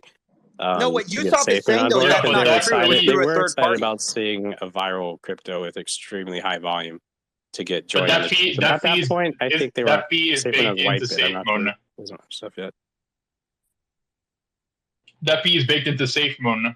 They have to charge that fee because you have to, like, you get charged a fee just for buying the fucking coin. So they have to charge the fee to go out and actually buy the coin for people that are buying on their exchange. That's not profit. The question is, where's the profit coming from? That 10% is just the requirement to buy the coin. So Yusuf, again, you know a lot more about this than probably most of us, it sounds like. Let's say the market making account that was servicing SafeMoon. Let's say there's only one, and who knows who owned it, third party, whoever. You say that they make a lot of money potentially on these. Do you have any concept of how much? Let's say that the volume that we can see on Bitmart from those days was accurate. Let's say that wasn't faked. Let's say that was accurate. Do you have any idea how much a market making account could have potentially made during those months where volume was regular hitting $50 to $100 million? That's the thing. Market makers don't get paid on a volume basis. I mean, higher volume pairs would require more money paid to market makers basically to maintain that more volume for like safety reasons. Because people try like arbitrage attacks, and good market makers can prevent that. But basically, it's a monthly fee you pay these market makers. The if you're talking about market making fees on Bitmart, that's Bitmart gets paid in fees. But all coins basically, they don't have to pay anything towards Bitmart for fee wise. So basically, SafeMoon wasn't paying anything to Bitmart for market making fees. Oh no, not the token or coin that's listed itself. Like the market maker itself, how much could a market maker running that kind of volume potentially make? Like not the token. Market makers don't make money. Market makers don't make money based on volume. They make money on a monthly fee or yearly fee. So once you list with them, basically via contract, you basically agree with them. You'll pay them, let's say, 5K every month, or you can do a bulk deal and say for a year of your market making service, we'll pay you like 100K. That's basically how it works. They don't get paid based on volume. They get paid based on like a contractual monthly basis, kind of like an invoice. Don't they take some kind of risk themselves with that? Do they increase the fee based on how much more risk? Or how does that? The coin's liquidity. They're basically just trading the coin's liquidity. So SafeMoon had to provide their own liquidity. The market makers weren't providing liquidity, so there's no risk to the market makers, just the coin. So the coin actually had to trust that the market maker could do their job good enough that people wouldn't basically rob money from the liquidity pool by arbitraging. So essentially, just let's say I had the coin, right? I go to Bitmart, I set up a market maker account, I put in like 50K in liquidity, and then I get a third-party market maker. I say, hey, I'll pay you 10K a month, market making this for me. That's basically how it works. Right. Okay. So the market maker makes no money on volume whatsoever. No, not whatsoever. They don't make money on the spread, only on fees? Only on the monthly invoicing that you pay market makers. So nobody makes money on the spread? Like, isn't that He's saying Bitmart does. Bitmart exclusively makes money on the spread. Yes, Bitmart does for users. So essentially, basically, Bitmart was making money because, you know, when users buy and sell at the same time, there's fees for users. But if you're talking about actual market-making fees for Bitmart, right, like there's zero fees for market-making accounts or personal accounts for CEOs, right? So essentially, the market-making account that, let's say, was generating hundreds of Ks of volume per day, Bitmart wasn't making any money from that because there's literally a negative 0.001% fee on that. The money Bitmart was making from SafeMoon would have been user-generated volume, the natural volume. Right. Okay. So does Bitmart only make money on their given fee that they make money on the spread? I'll tell you how Bitmart makes money, right? So Bitmart makes money on the spread themselves, but they but the part that you're missing is that Bitmart is not the market maker. Bitmart has a market maker. They're the exchange, and they have a market maker. Yes. Right. So how much do you think the market maker that they have could have made on SafeMoon's volume? Like I said, it isn't based on volume. They don't get paid on volume. The exchange gets paid on volume because of the spread. The market maker has a contract. Indeed, that's what I'm saying. You shouldn't phrase the question, how much did they make based on volume? SafeMoon's volume could have been $1 in natural volume, and they would have still made the same amount. Market makers are paid on a monthly basis. I've heard that they're paying 15K per month. So if you just basically multiply that by the time they were active on Bitmart, you can, on a monthly basis, you can see basically how much they're paying. I don't know if they did a bulk deal, like they paid on a yearly basis instead of a monthly basis, but just think maybe, let's say they're operational on Bitmart for a year, then just, you know, times 15K by 12 to basically see how much the market makers made. As for Bitmart, SafeMoon paid Bitmart the full amount for listing. They paid $50,000 to Bitmart to list SafeMoon, right? Yeah. Sure. And then after that, basically Bitmart made money from SafeMoon on naturally generated volume by like user volume. If you're talking about market making volume, they didn't make any money from market making on Bitmart, apart from the market makers themselves. Because how market making works is essentially, like I said, Bitmart's API is closed source, so you can't just connect any trading bot because anyone could do market making in that case. So basically, to be a Bitmart market maker, you have to have $100,000 in BMX tokens, Bitmart's coin. So basically, market makers buy 100K in Bitmart coins, and then Bitmart approves them to be a market maker. These market makers go around and get monthly contracts by SafeMoon, etc. So that's how Bitmart makes money. It's more on the corporate side and the user side rather than SafeMoon's market making side. Okay. Sure. I mean, that's pretty damning. That's pretty indicative of. That's damning maybe towards what Papa was misunderstanding. No, it's not damning to Papa. It's damning to John Caroni, right? because John Caroni now is left without excuse for where he got all this money from Well, he Bitmart. never has talked to you about an excuse, so that's you saying that, and that's Crypto Control saying that. Wait. What do you mean? What do you mean? John Caroni is making millions of dollars from Bitmart going into the gay wallet, right? That's undisputed. Where did that money come from if all of a sudden we just heard that this whole explanation of, oh, it's this market making account that's making all this money is now moot, right? It's not a point anymore because it doesn't even make sense with how market making works. So now explain to me where this money's coming from. And it means he lied to Thomas. He told Thomas that was a market making account. That means he lied to his teammates. Yep. Yes, correct. Yeah, so either Thomas lied or Caroni lied to Thomas. Either way, we're left without explanation of how John Caroni ends up with millions of dollars. Sure. Assuming everything Yusuf says is accurate, which we have no reason to disagree with him because he is the only person who has come forward with actual real world experience of how market makers I'll send work. the screenshots for you to CoffeeZilla to basically like how the market making contract works and the base of the fees. Like, I'll take screenshots of my dashboard. So basically, it's negative fees for the users. So basically, the market making no money. Doesn't Car know? Wait, let Car speak because Car knows about it too. Car has a token. Oh yeah, Car also has a coin. Not anymore. But so when I was in Useless, we listed with Bitmart, which if I want to go on a soapbox here for a minute, if you're a token and or a community token that's thinking about listing on Bitmart, don't. Centralized exchanges are extraordinarily predatory. They will chase after tokens, charge exorbitant tens of thousands of dollar listing fees. Once you get listed, then you don't have the volume that they require on a daily basis where they threaten to delist you unless you sign up for their market making. Now, the market making that Useless paid, because we didn't have the volume that they were looking for, because that's how they make their money and whatever.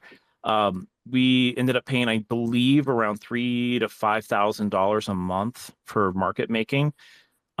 And that's one of the reasons why I'm just so frustrated with centralized exchanges, because they lure you in that we have all these users and all these holders, and it's going to bring volume and interest in your crypto asset. And then once you get listed, it's like crickets, right? You are the product. The token community is the product when you get listed on these exchanges.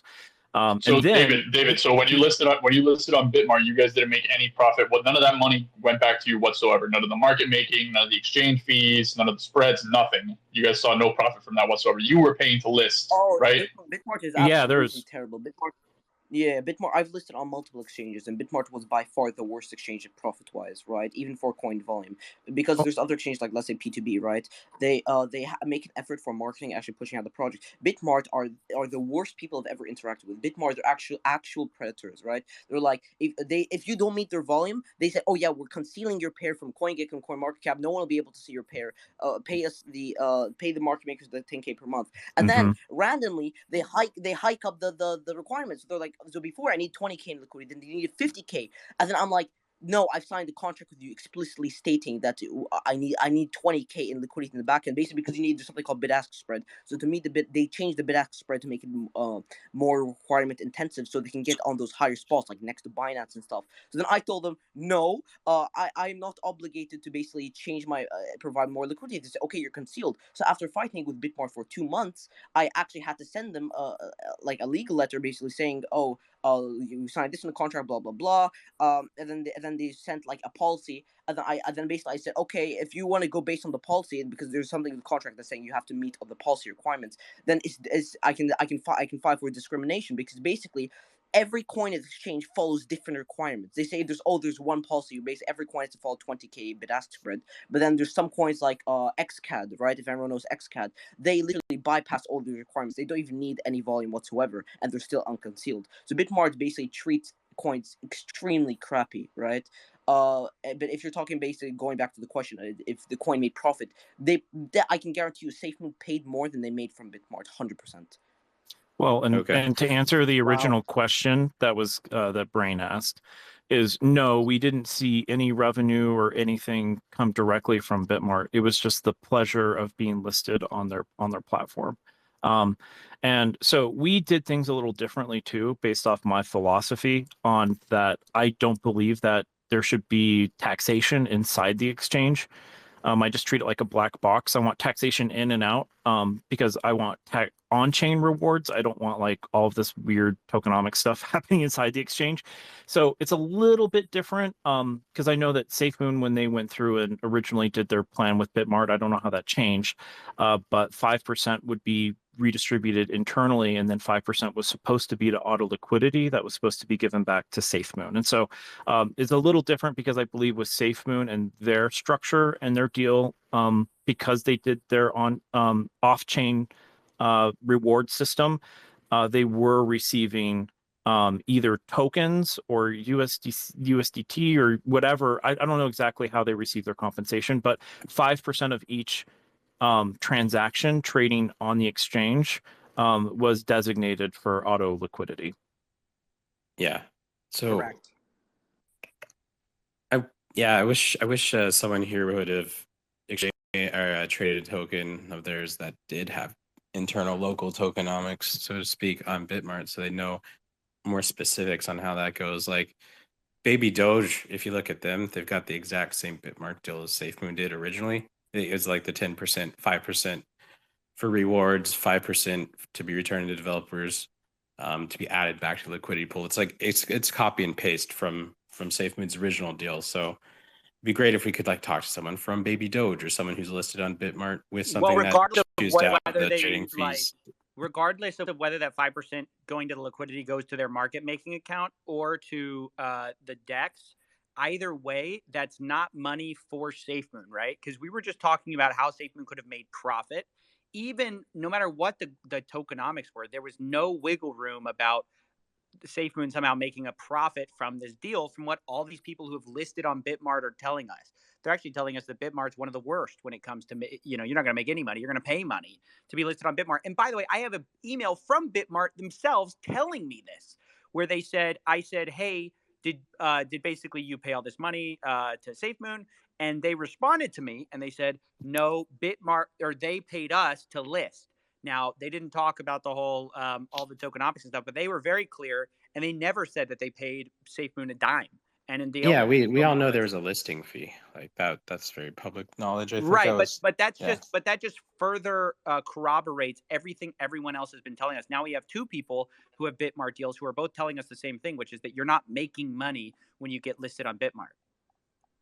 And it shows an avenue for Coroni's innocence because, again, the question is, where did this money come from? Correct. And you're saying that, oh, it may have come from the market making it's going on Bitmart. But if everybody here is telling you there is no money to be made on Bitmart, now we're left with, again, with the question, where did the money come from? And now the Bitmart excuse is not valid. I was wondering if Kark, if you could speak to that based on your knowledge and your perspective, because Kark's actually a really smart guy. That based on what you know, is it ridiculous to suggest that SafeMoon or John could have made 19 million or whatever that number is of Tether based off of market making with Bitmart?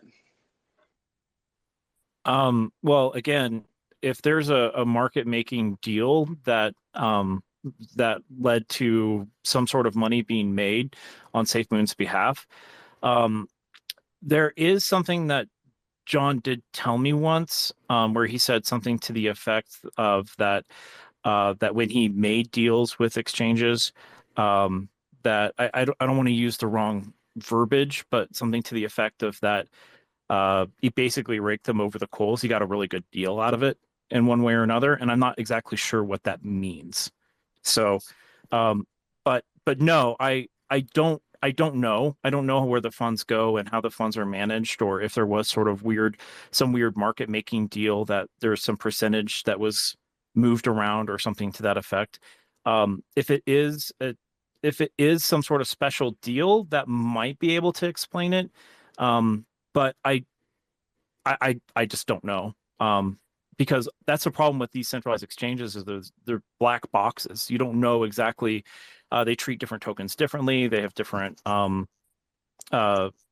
they do in the exchange is not transparent like it is on the blockchain. And so, yeah, you can have different deals and have absolutely no knowledge or indications to what's going on.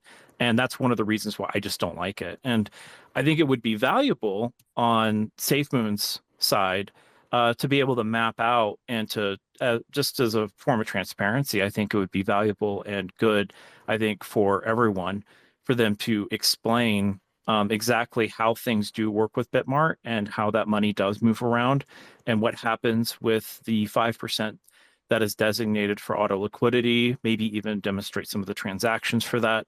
They'll That never would be do that, absolutely though. wonderful. They'll never do that because they would have done it already. I mean, none of that would have violated anything with the lawsuit, but they'll never do that. Hey, we have somebody named Doc Stradamus, who looks like they're a CEO of a coin. Maybe they can speak more to Bitmart. Yeah, so we actually have a reflections token on Bitmart. Thanks for letting me speak. So you do get paid out in USDT from a reflection token, but there's a very possible way that SafeMoon actually did make this money. So you have a market maker for multiple reasons, and they all have a different account associated with it. So each time I go through something, imagine there's a different account for it. So one is the order book. That's your 25 and 25. So you've got your 25,000 in USD, and then you got your 25,000 in the token. And the order book is made to maintain itself. So you never want to sell anything out of your order book. It just goes up and down and keeps the price stable. You can validate this by going onto like a Bitmart and buying 40,000 in BUSD at a time. It'll either skyrocket or tank the price very momentarily. So account number 2 with your market maker is usually volume. And market makers don't get paid for volume accounts either. It's just your standard monthly fee.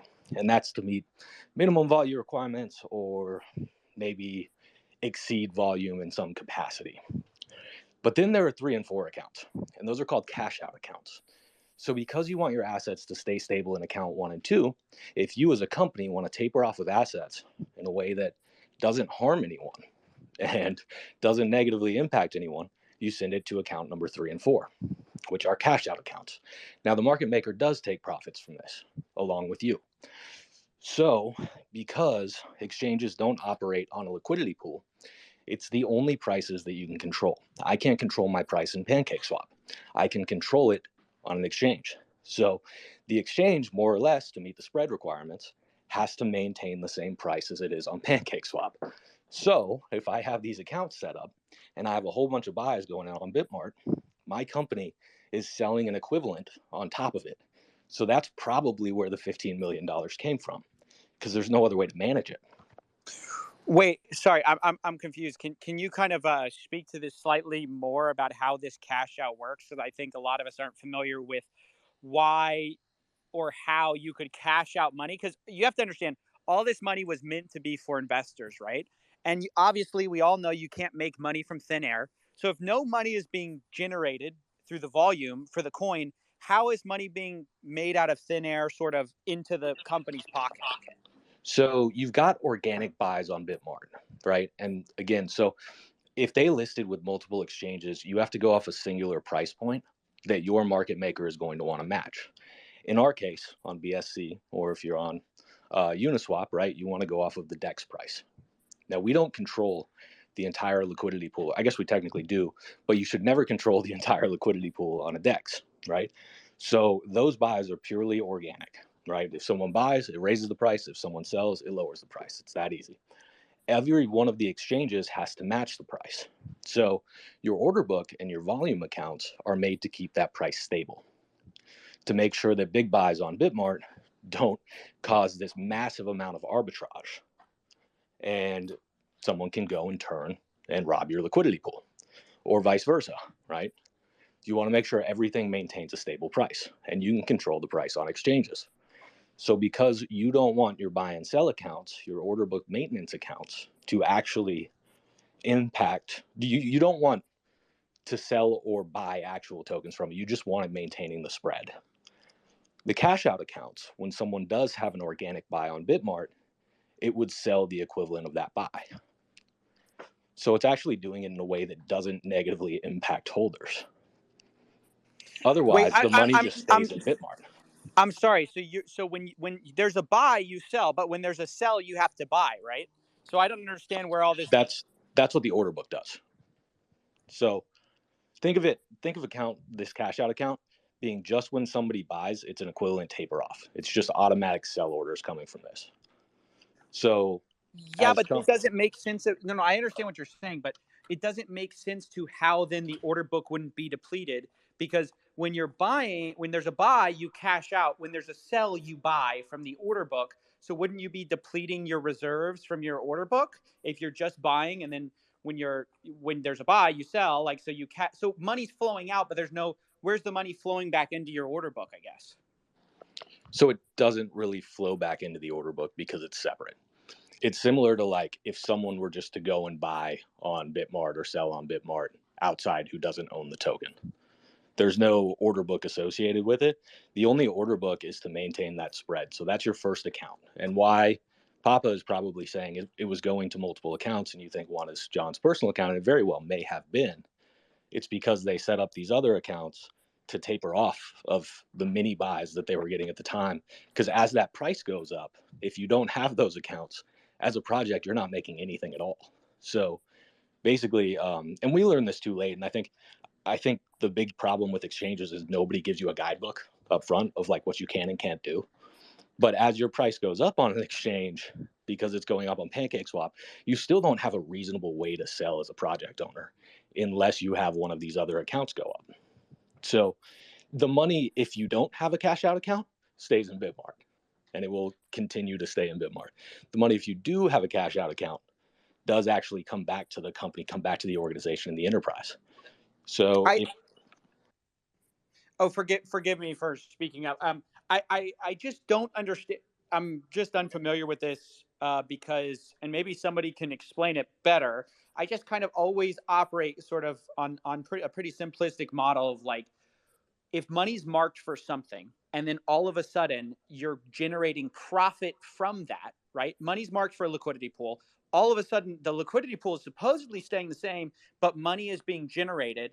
And there's no explanation how other than, well, when they buy, we sell, and then we take the money. I don't understand how that's not like a repurposing of funds. Well, exchanges. Oh, sorry, man. I didn't mean to cut you off. Go ahead. No, it's okay. Go ahead. Exchanges operate on their own liquidity pool. Like no token has a liquidity pool on an exchange. You have a buy and sell order book. So Exchanger is operating on their own. And that's why like institutional adoption of Coinbase never happened, because they have to freeze assets when people withdraw, because that's the centralized liquidity for the exchange, the entirety of the exchange. So what happens, and sometimes these exchanges make even more money or have a larger liquidity pool, is when people are buying this new token on an exchange, all that is going to the centralized liquidity pool. So some people, again, we didn't do this because we didn't know, quite frankly, but some people will set up those cash out accounts, and instead of all that money going to the exchange's central liquidity pool, they end up going to the projects. And that does nothing to negatively impact the price. Does nothing to negatively impact the liquidity pool of the Wouldn't project it thin itself. out the liquidity on the centralized exchange, though? It would, but on this scale, it wouldn't impact anything. Like, well, what we we had, and what I was curious about was SafeMoon kept sending like billions and billions of tokens to this centralized exchange. And my question was, well, if there's a balance of tokens, they wouldn't need to do that, right? Like eventually they would just have enough liquidity and they'd be fine. But if what you're telling us is that they were draining it out sort of to the side to make a profit while basically constantly repurposing these funds, it's pretty easy to see why they were so excited to send funds to Bitmart, right? Is because they basically... My bad. Sorry, Coffee, continue. You got muted by mistake. It's basically they found out a way to just turn these funds into like basically go from this centralized exchange and just throw it into their own pockets. I mean, I don't know if this is standard practice or whatever, but this is certainly not the deal that we were all told about, and this wasn't from market making. You're just basically it sounds like money laundering. They had access to the funds, so they just put it in their own pocket. But I don't understand how this isn't some kind of you keep saying it's not impacting the price, but to me, if it's impacting the liquidity, then it is impacting price. Liquidity and price are always interchangeable, whether it's centralized or decentralized. Yeah, but what's changing, Park, is who's controlling that liquidity. From the scenario Dr. Stradamus was talking about, it sounds like it goes from the liquidity pool to being like a team-controlled wallet by basically laundering it through the exchanges. Correct. That's what I understand as well. I wouldn't call it laundering. That I wouldn't go that extreme with it. I think it comes off negative because everybody here is so unfamiliar with it. So like SafeMoon wouldn't be making any money unless they sold tokens, right? We could all agree on that. That's how their economic model was. They issued themselves tokens. You're not going to make money unless you sell it, right? Correct. So they've got two options to sell it. They could sell it from PancakeSwap, which just destroys the liquidity pool because they had so much money in these tokens. It would just destroy the liquidity pool. It would ruin the entire project. And I'm not saying that to an extent someone did within the But team, why? but if you put it on Bitmart and keep it on these exchanges, you can either let Bitmart keep all of that money, or you as a project can actually make money on your token and not negatively impact your own investors and your own holders. I'm still confused on how this doesn't negatively impact. That's just something that doesn't compute with Yeah, me. this sounds like financial alchemy, dude. The money has to be coming from somewhere. Well, I want to say this as well. I mean, what he's saying is, look, SafeMoon wanted to sell. They can either sell on a DEX or on a CEX. So they were just doing it on the CEX to try to hide it and or not negatively impact price. The problem that most of these people on this call have with that conclusion is that SafeMoon was saying very publicly that they were not going to do this. The whole point of their liquidity pool, and I don't know how familiar you are with the story, is that SafeMoon was locking these funds up for investors, right? There was never any mention of, hey guys, we might dip into this project and actually take some of the money for ourselves. Instead, there was a 4-year lockup on a pool of funds for the team that they were going to unlock after 4 years, and that was going to be their big payday, right? And so they said, we're basically working until then on this project. Now, whether you want to call that naive or not, no one's debating that. Yeah, and I won't debate that either. I honestly don't know enough about it to debate either direction on that, but I will clear up one misconception. There is no company-owned liquidity pool on exchanges. It's just an order book, and it's an order book that refreshes every couple of minutes if you use something automated, and it's just buys and sells to maintain the spread, so that one person, if you don't have that order book, one person could go on and buy $10 worth of your token and it would skyrocket. And it happens usually like right when a token lists on an exchange. Right, but that's usually when a token doesn't have the volume that you see, like something like SafeMoon, especially in its heyday. You'd have people going through and creating their own. They were buying massive amounts and selling massive amounts, and I guess the whole concept of an order book model is that it's organic, right? Especially with the volume that SafeMoon had, that you wouldn't necessarily need market making for this to happen. And honestly, arbitrage is a normal, natural process, right? I mean, if people are incentivized to list to if they're actively trading this or botting it, right? That they would have buy order set and they would have sell order set, and with the volume of something of SafeMoon, that you wouldn't necessarily need market making as near as much as you would with a token with very, very little volume and interest, right?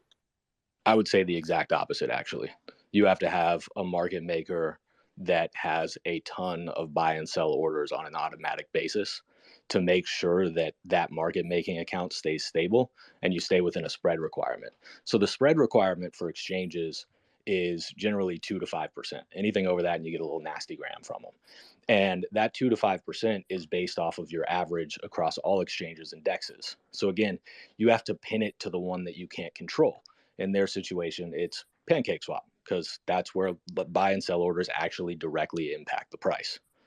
So you have to have a bigger order book if you have more volume, regardless of if you want to do any type of cash out activity or not. Your order book has to be pretty tremendous if you're getting $150 million a day in volume on a singular exchange, because there's no liquidity pool to back it. It's all one liquidity pool that covers all of these tokens. Yusuf, can you speak to a little bit of this? Yeah, so basically I wanted to clarify about the cash out method. So basically market makers provide this cash out option. It's quite new, especially on Bitmart. A lot of Bitmart market makers are offering this.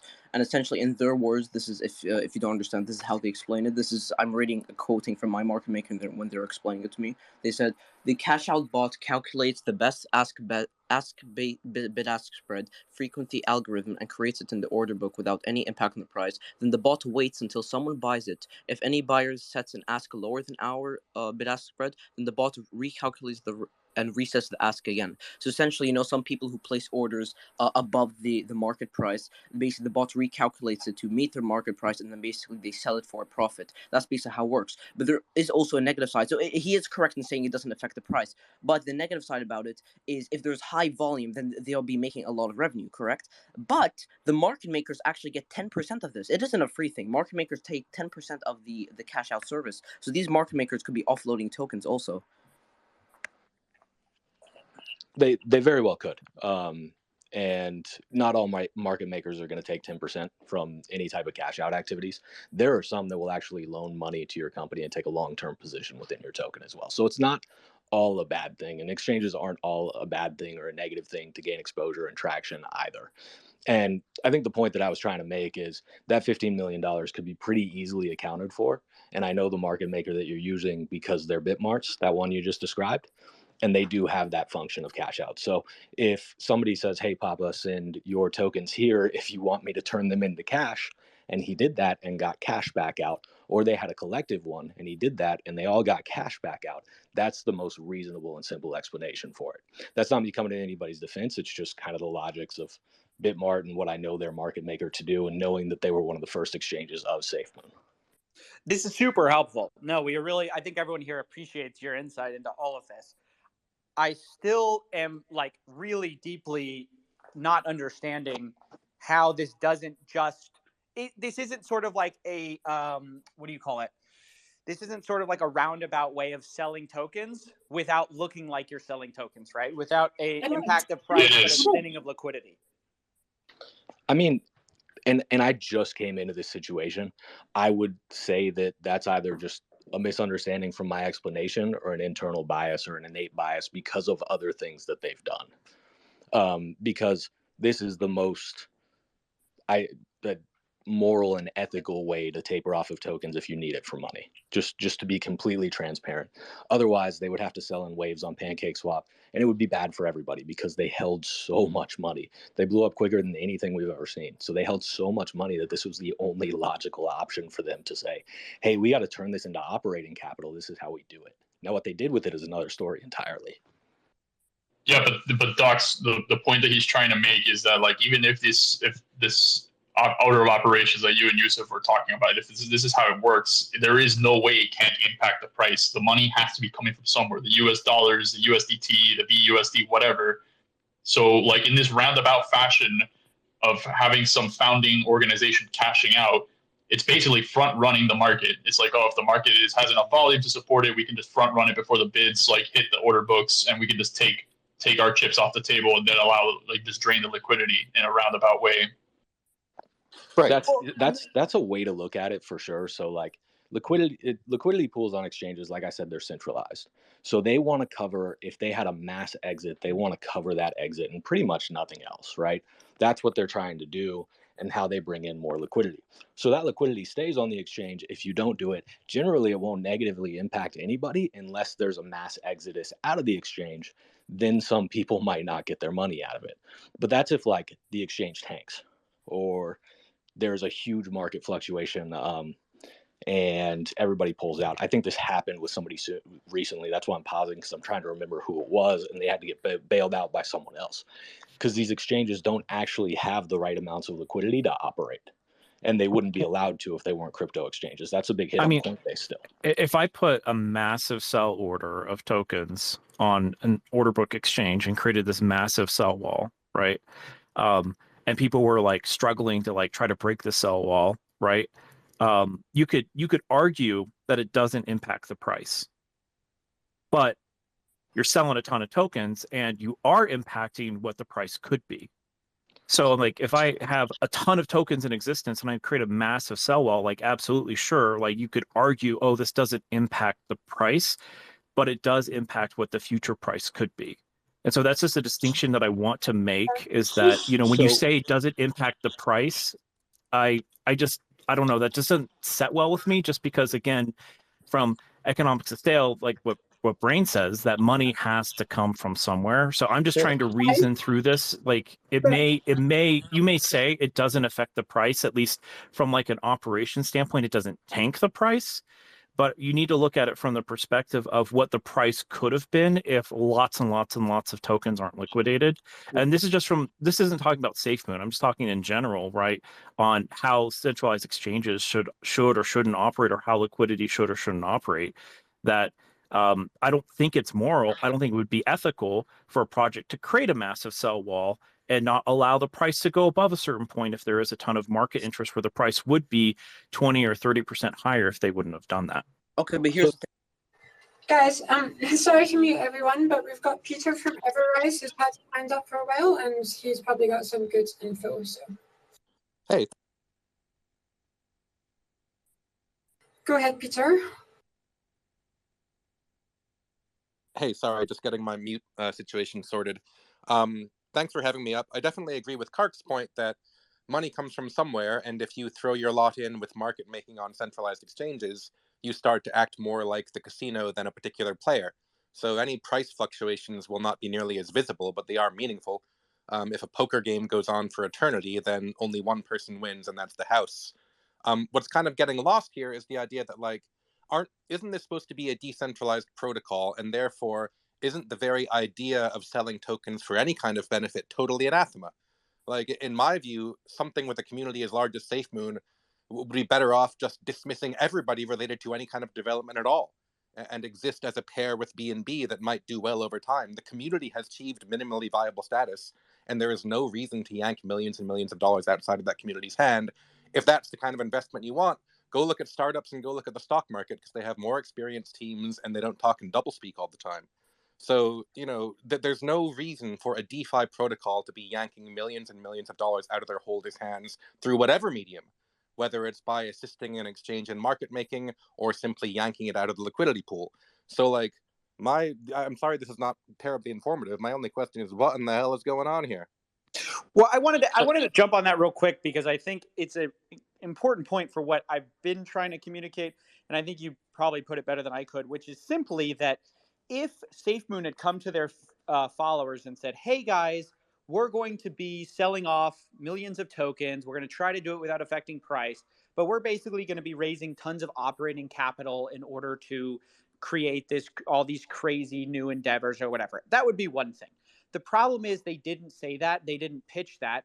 And well after they were the most famous and high priced as they ever were, they changed their entire operation, right? What they pitched to investors was very different than, "Hey, we're going to be secretly selling off into this market making cash out wallet." Whether or not you want to say, "Oh, it doesn't affect price this way or that way," this is literally not the kind of thesis of the company. So a lot of people have been saying fraud is because the thesis of the company was one thing. They come and take a ton of operating capital, and then John Caroni pockets a lot of it. No matter how you get there, if people didn't invest based on that idea of this is what we're doing, I think that's fraud. If you say we're locking these funds up and they're not locked up, and then you go spend them somewhere or you go make money somewhere, no matter how you want to justify it, "Oh, it's operating capital," it doesn't matter. That isn't what you brought people on to invest for. And also, so sorry, I hope that kind of it makes sense of why I think a lot of us are we're not trying to come in with a negative bias on what this cash out operation is. I think we're coming in just with an expectation of what they kind of set the expectations at, if that makes sense. It does make sense. I think and it's not just that. Sorry, I was going to finish this point. It's not just the thesis of the company that they outlined. It's the thesis of DeFi that everybody has taken and run with. That this is all about decentralized control over your own assets and not having to rely on the efforts of one group of folks. So it's about a world where we don't have to plow millions and millions of dollars into half-baked ideas. It's about a place where we can pool together assets of value like BNB, Ethereum, Phantom, Avalanche, Polygon, whatever, and then do the community work of building that group so we can talk about the reasons decentralization is important to us, not about advancing all these vague ideas about evolutionizing the world and changing everything with talents that are still unspoken. So the entire DeFi space has kind of hijacked this Satoshi-style language while creating entities that are violently centralized and exist to take money out of their holders' hands. Yeah, and I'm not going to refute any of that. Actually, I think all of your points are are pretty accurate as a whole. And what I'm trying to do here is shine light on something, not defend it. I'll say that in the interest of balance, for every up, there's going to be a down here. So like the same thing is true if someone sells a massive amount on a centralized exchange. That order book price is going to be maintained based off of your pancake swap value. If anything, it's just taking money out of the exchange itself and putting it into control of people, or maybe some good company, maybe some bad company. That's exactly what it is. Yeah, and that's all it is. And it's not robbing Peter to pay Paul. There is no, because that price is going to be maintained regardless. It's just where the money ends up going, right? If somebody buys $50,000 of my token, it doesn't matter if I sell an equivalent 50 or not. It's still going to remain at the same price on that centralized exchange because we have to peg it to the uncontrollable. Well, But centralized. no, that's not quite correct, because you're taking away other legitimate buy orders. If there was a person if there was a person who legitimately wanted to buy tokens, you've now taken away that $1,000 from them. So you're destroying the demand from legitimate buyers to take money away from them, which will eventually impact the price, because other people will then arbitrage the price difference between PancakeSwap and the SEX. Yeah, I think that's an amazing point. And I just actually also wanted to ask you, Docs, is that you said earlier that if you don't take the profit, then Bitmart would get the profit. And if that was true, why would Bitmart be willing to give away that $15 million? So it's not Bitmart's profit. Like they have to maintain liquidity so that if a bunch of people exit their platform, right, they have liquidity to allow people to continue to exit on the platform. That's what it is. It's actually can be truly described as exit liquidity. People who take their money and move it to another exchange, they actually have to move the cash. Until you move something off of an exchange, it's all the same liquidity pool. No matter what token you have, no matter if it's USDT, it goes back to not your keys, not your tokens. And that's the same thing with your cash. If it's not in your bank account, it's not your cash. It's the exchange's cash, whether it's in USDT or USD. All that is in the same liquidity pool. So, I mean, these are market makers that, Yusuf even said they chose themselves. They had to pass a test to be Bitmart's market makers. Yeah, and that's really the best explanation I can give for you.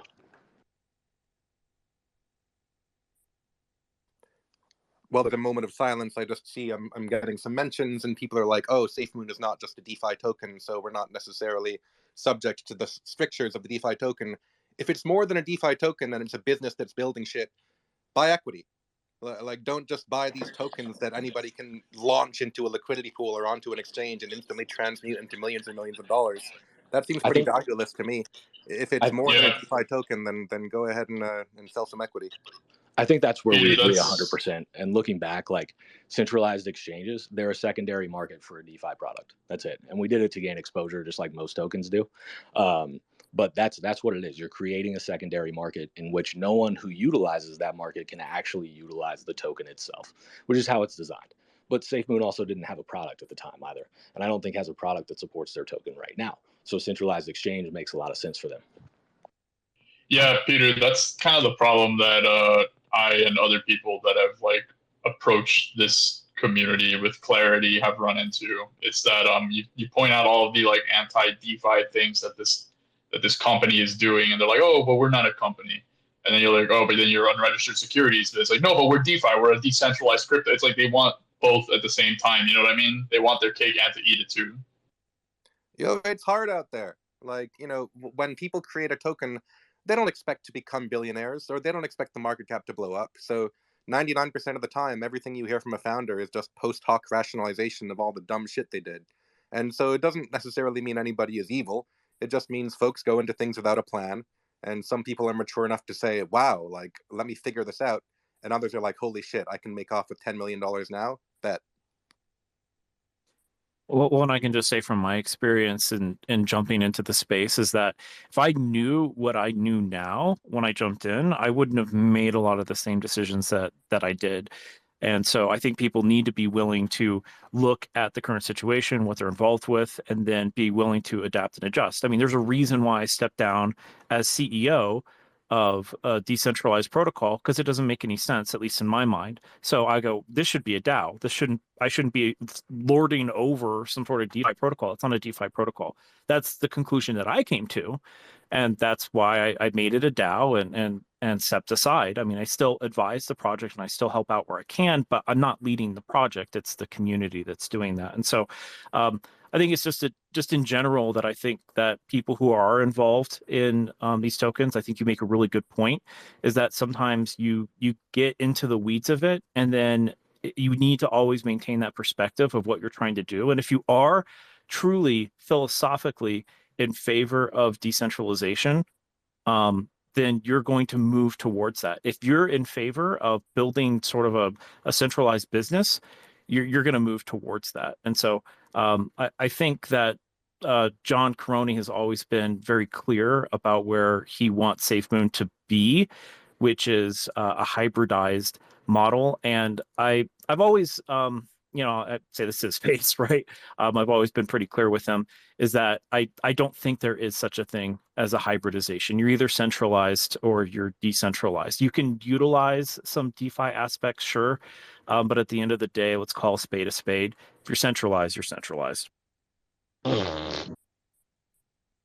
have a new speaker, Mike. Who? Go ahead, Crypto Control. I think that, Matt, I don't think you and Amy can hear each other. So I think you guys are like telling different people they can go.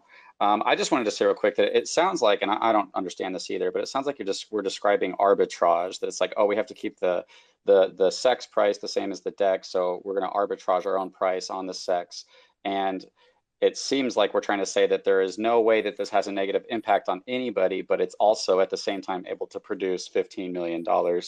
And I think that just, it seems like as if we wouldn't have done those market maker things, that the investors would have naturally done that, and that would have had a better effect on the liquidity pool in the long run. I don't think my argument is that it doesn't have a negative effect on anybody. I'm saying if their goal was to pull money out, this would have the least negative impact of what their options were, to my understanding of the situation. If this is where all the money came from, like people are saying, then this would be the least unethical thing I've heard about SafeMoon in a very long time, to be quite frank. That's not to say whether or not it's ethical. I'm saying that disparate impact to your holders should always be your number one priority, right? Like if I sell, is this going to disparately impact everybody who owns my token on an exchange, on a decentralized exchange, wherever it may be? Then that's probably the worst decision you can make. So if you need the money to build all the things that you promise people and that you probably shouldn't have promised people because you weren't equipped to do it, then this would be the least unethical way to do it. Not to say that it's ethical and not to say that it's morally right. It's the best way to do something you shouldn't do, basically. That's what you're saying. Well, and I want to go back to the sell wall argument, right? Is that you could put a sell wall up on a centralized exchange and people try to break through it. And yeah, you can say you're not negatively impacting the price. You're not dumping on the holders, but you're restricting the price growth and you're pocketing the difference. And so that's just something that, again, I'm not even talking about SafeMoon here. Right, you're siphoning demand, and so that's something that I would just have a concern about, just in general, from a philosophical standpoint. Right, is that that's not negatively impacting the price. You are negatively impacting the price because you're not allowing it to grow to where it could be. Yeah, and there's really only one way around that, and that's either to have a market maker that does control PancakeSwap as well, so that as you get assets off of the exchange, you use it to enhance your liquidity pool in a decentralized capacity, because then all of those buys actually matter. And that's the only time and only way to make all of these buys actually matter. Other than that, someone's always losing money. Well, here's my argument on it, right? You have different decentralized liquidity pools, and you have bots that are running back and forth doing arbitrage. And that's normal. You have a global liquidity. That's how it works. And so the real way to do this, in my opinion, right, I think the only argument is perhaps the spread, is that you just let natural arbitrage take its course. Right? If PancakeSwap is a lot cheaper than what's on the exchange, then people will buy on PancakeSwap and they'll sell on the exchange, and that will just naturally bring the price down. So I just don't understand why, exchanges have to peg towards PancakeSwap when in reality, just regular market arbitrage forces are going to affect the balance of what's being in the exchange, like any other. It just doesn't make, it doesn't compute to me. Yeah, and this is a saying in the stock market as well. It's that the only person making money on an exchange is the market maker. And it's true in crypto, it's true in the stock market, it's true everywhere else. They are going to make the most money. Whoever's doing the market making, whoever's getting the maker taker fees and tapering off of assets is going to be making more money than anybody else, always. There's a new speaker, Peter Bosch. Looks like a SafeMoon victim. Might be interesting to hear from you. Peter Bosch.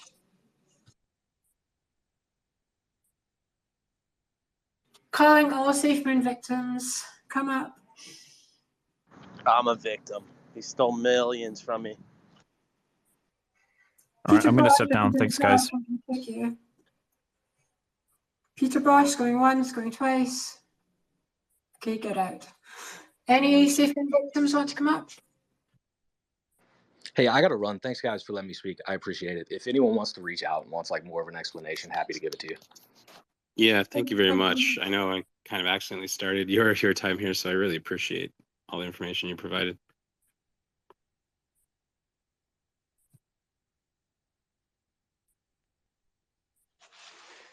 So I have a question for someone who knows better than I do. For natural arbitrage between, say, PancakeSwap and a CEX, how does that work with the 10% fees? I don't remember if with Bitmart specifically, if when you sent tokens to Bitmart, was there a 10% tax and an additional one if you tried to sell there? Or was there no tax to send to Bitmart and then you got taxed when you sold? But with that 10% difference in fees that you're going to get in one way or another, like how would arbitrage work with something like SafeMoon or Baby Doge or anything that's on a centralized exchange and decentralized exchange and both have, say, something like 10% fees on buys and sells? So I believe the market makers were all paying the tax on PancakeSwap. I don't think any of them were excluded. So they were paying 10% to buy and sell on PancakeSwap. They were also paying another 10% to transfer the tokens to Bitmart. And then I don't know if they would be paying the tax